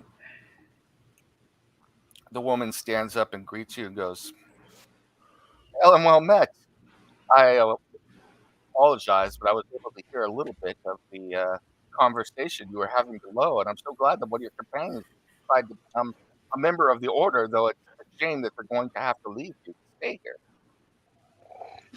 By the way, my bad, I did not, or my apologies, I did not introduce myself. I am Saruk. I am also a druid of the circle, and I'm about to welcome our initiates as we officially become a circle, not only in name, but in right as well. These are my companions. They are rangers attached to, well, who will shortly be attached to the circle." And she introduces them. This is Comnault, Murkod, and Ragnod. Well met. They nod. The three who are identified as rangers don't really look up. They just kind of look back into the fires and continue toasting their kebabs.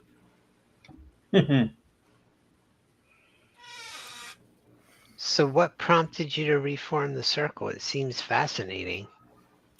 Well, a companion of mine had a sign, a vision from the sky, and the two of us have been traveling companions throughout Farron for quite some time. We came up in the same circle far to the south of here. And after we had this sign, it was revealed to him to come to this place, and we learned more about the history of the circle, and so we decided to reform it. He's a much more powerful druid than I am, though, so he is going to be the leader of the circle, at least the first one.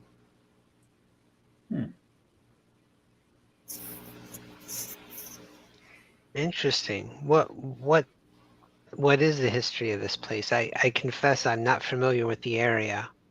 Oh, that's rather fascinating. I don't know all of the specifics, but from what we could tell, the Circle of the Scarlet Moon disappeared for all intents and purposes 100 years ago, but their numbers were dwindling even then.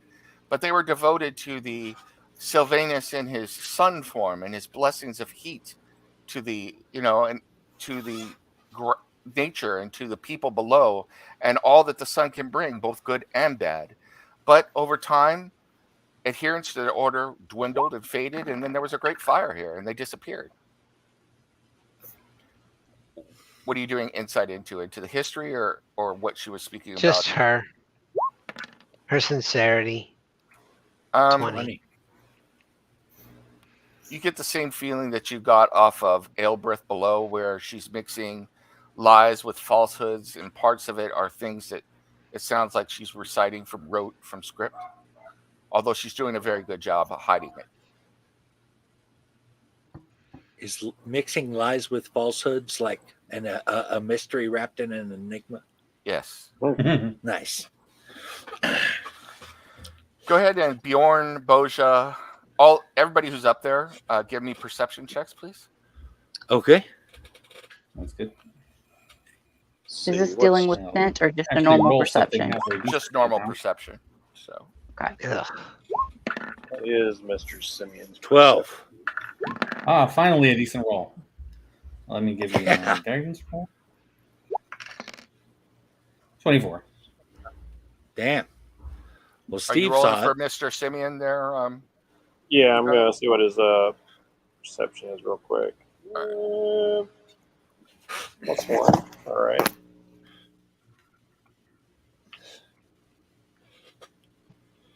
And I'm gonna say to Sears in his head, I do not like men who smell of wolves he's not and paying druids who attention. wear mess hole. Okay. This is not right.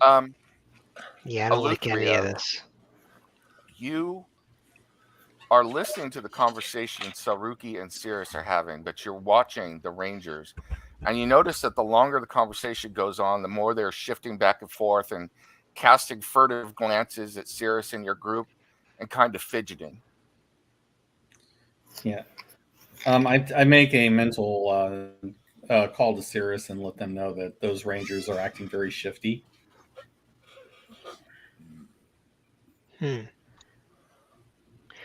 So, Sarupi, can we meet your companion? I'd definitely be interested in speaking with him if possible. Oh, most certainly. We'd have to go up to the main compound, though, and I'm sure that at the moment he is very busy preparing for the flame, the cult. Sorry, brain cramp. For the rite of the Wicker Giant later. But I'm sure afterwards you could meet him. I'm sure he'd be willing to give you his blessing if you wish.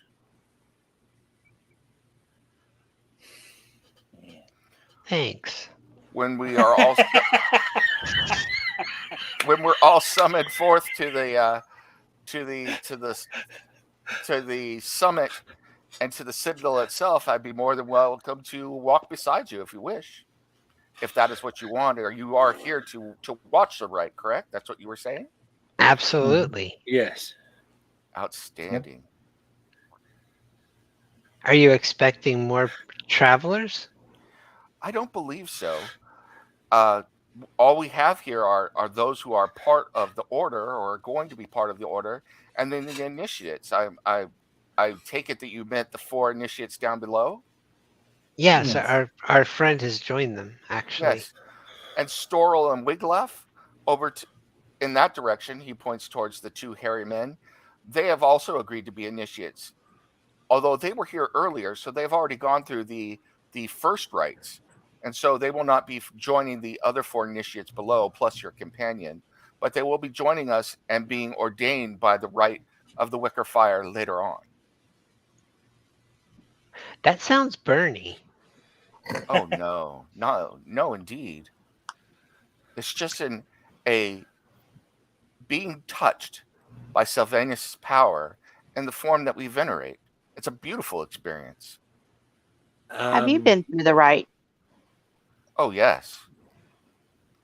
Some time ago, actually. You look very less singy than that sounds. Well, Sylvanus would never singe us, at least not those who are of the true faith. So if the initiates are, say, less pure of heart, they shall be consumed in said fire. They'll probably be punished in some way. I don't know. I've never seen that. Okay. To gaze upon a Sylvanus' true form or his true power in this form, and then still go forward with it would be madness. You would think that someone would leave at that point. I would have to agree there. But the only one that thought that was directed at us. Yeah, it's a little suspicious. Do you wish to join us here for food and drink, or do you want to continue on? I'm afraid that, well, you can go up to the summit, but I'm sure that they're very busy up there, and I wouldn't want you to be in the way until the ritual actually begins. But you're more than welcome to stay at my campfire or Wiglaf and Storl's campfire or 2 of the campfires below. Please make yourselves at home. Is that the summit, the one that's past you? And he points towards the one to the east. No, to the north is the summit. So. Oh. Who's down that way? I just like meeting new people. Oh, those. As a friend of Sirius, inside I'm going bullshit. Yeah. Absolutely not. I'm The afraid whole those, world goes insight check. those Yes. are other members of our group who are cloistered right now for their own. It's such a harsh word to say, but I don't know how else to explain it to an outsider. Discipline.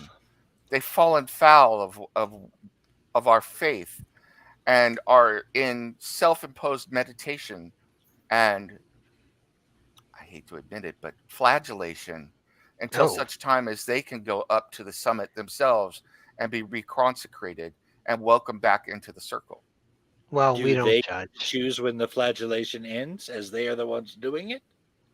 Or Oh, is they it for a can. set period of time? You can, but you have to think about dead puppies. Yes. Oh, okay. I would be happy to join you at your campfire for a while and speak with you and these very friendly rangers.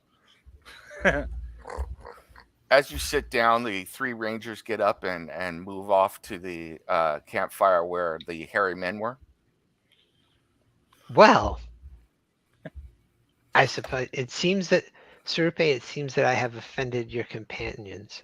Oh no, they're not used to others being around others. They're wilder men who spend their time out in the woods, hardly speaking and more communing with nature. And I hope you'll excuse me if I say this, but you have a very city feel to you, if you know what I mean. How can you say I'm city Okay, when but I'm this hairy? that dude's naked and looks like a bear. Yeah, Well, that's what I'm saying. Yes, but Just he's him. not alone. He's being joined by you, and no offense to your white elephant companion, but you don't often see that in the wilds of Faring themselves. And then,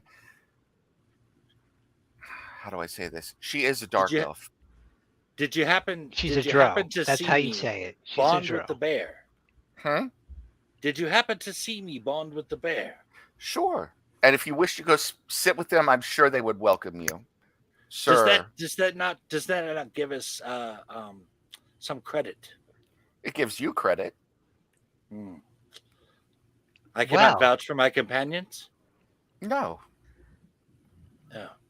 at least not in their eyes. For me, they're fine. I was more than willing to share my fire with them. As the elves pass by, I'd like to make a perception check and see if they smell differently. Sure. Excuse me, I'm just gonna smell you real quick. Smells clear. Smell you later. I'm just picturing her trunk curling behind her a little bit as they walk by. Don't anybody, I don't want to get this into a whole discussion, but Boja just pulled a Joe Biden on them. That's all I'm going to say. Yeah, they're Just far leave too it old at for that. So Yeah. we have time before the ceremony. Why don't you tell me about your life before you came here?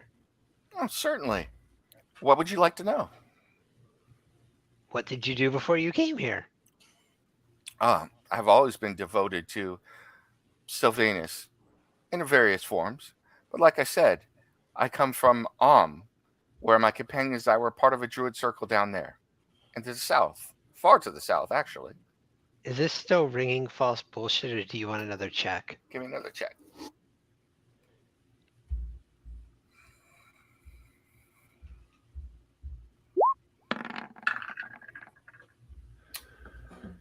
Yeah, pretty much all of that was bullshit. Now, 20. is that the druids I'm sitting with? Did they also come from the south? No, they said they came from the north past Belliard. Okay. I'm going to do a similar kind of check looking for any kind of jewelry, chains, anything I can see under her robes. 18. You also think that you see a chain, 22. some sort of necklace chain around her neck as well. psychically, hey, Eleutheria, that detect magic thing you do, you can't do that subtly, can you? Not at this point. Okay. There is an ability I can learn in time to do it, but I haven't developed it yet. Shit. And I'll tell them she's also wearing some sort of metal chain.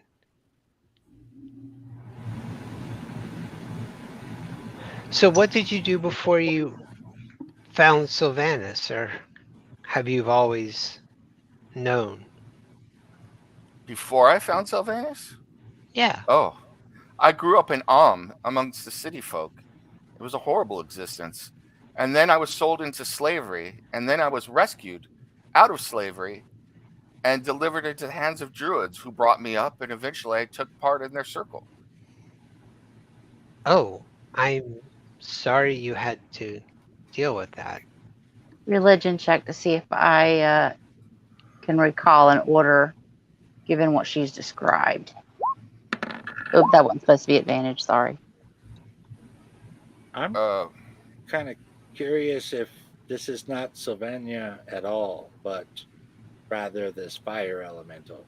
And this is all some kind of sacrifice. It's kind of where I was going with it. But That's kind of where I I'm can't going. think of a way to take the conversation there. what were you checking for, Bosha? I was checking to see if I could recall any druids in the area she described. In Mm-hmm. Yes, there are druids in I mean, Well, does she around, they- not in the there city we of go. but around yes. And do I know what Yeah. they specialize, like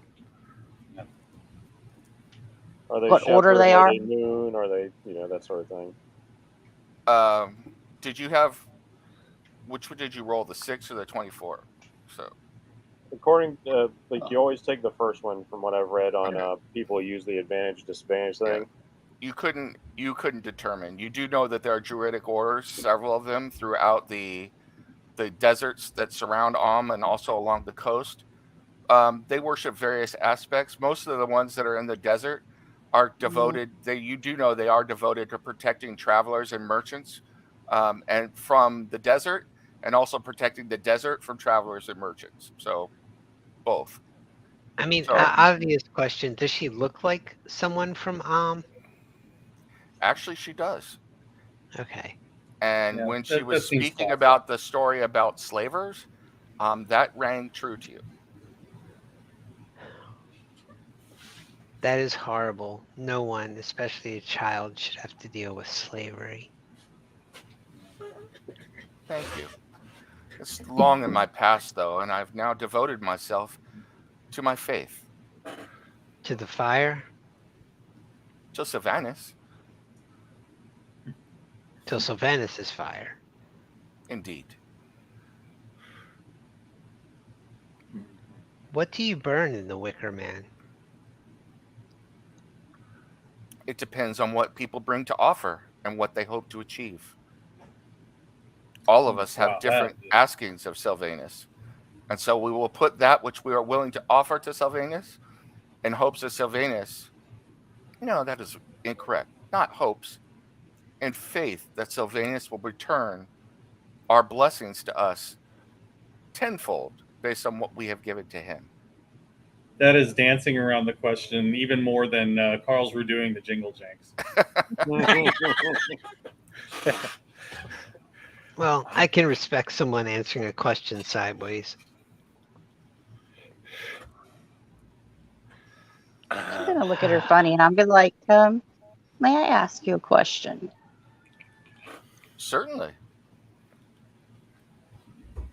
Most of the druids I know do not choose to wear metal. I am surprised to see you dressed thusly.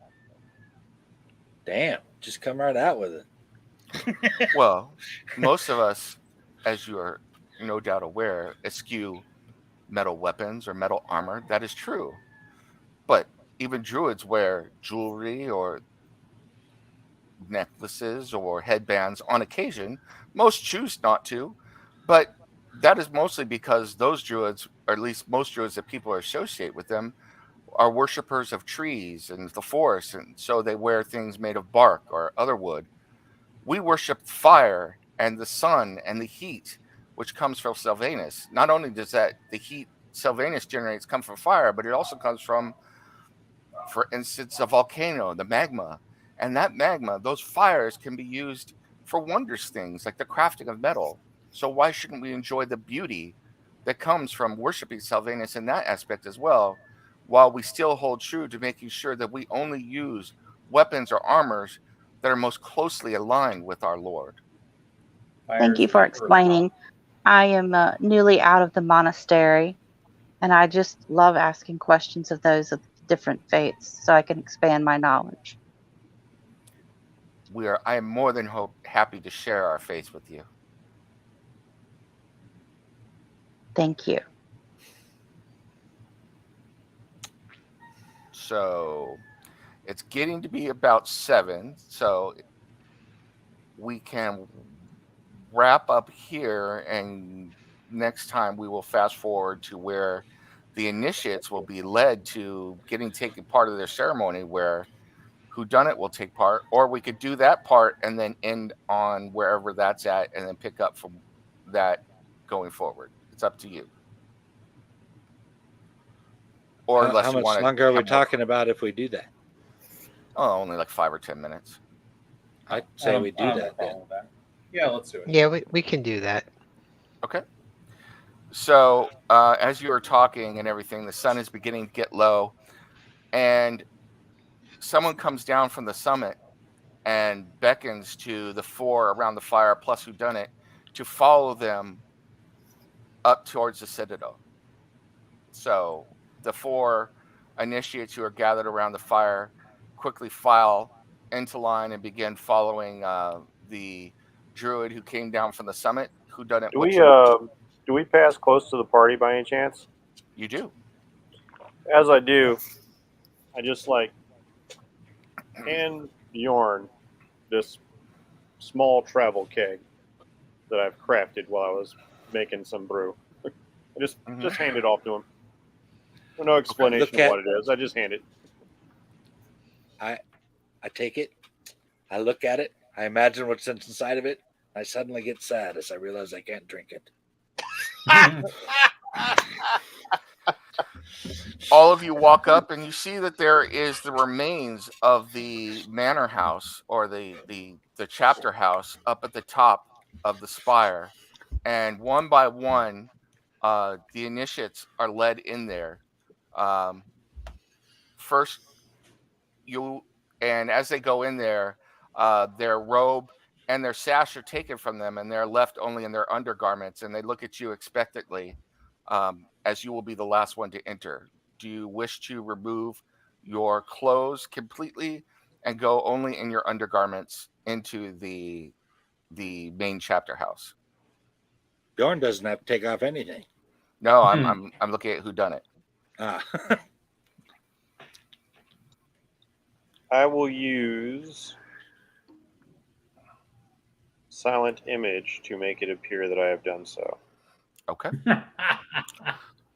You do so, and they watch you solemnly. There's some chanting going on, and then you are led into the interior of the chapter house. Give me a Constitution save. Ooh. Constitution save. Good thing I got some artificer. And I can't guide this because it's a saving throw. Ouch. Oh, man. What a bad time to bolo. The Gom Jabbar plunges into your neck and you fall unconscious. And that will be the end of this session. Oh, shit balls. What plunged into his neck? He's doing a Dune reference. The Gom Jabbar. So. Yes. Okay, just so you know, as soon as I lose consciousness, the illusion is dispelled. And I am laying there in all my gaudy glory with my top hat and my fake limbs. Okay. Mm-hmm. This backfired horribly. So with that, the session will end and we will pick up next week. Dun, dun, dun. Boy, oh Dun, boy, dun, oh dun, boy.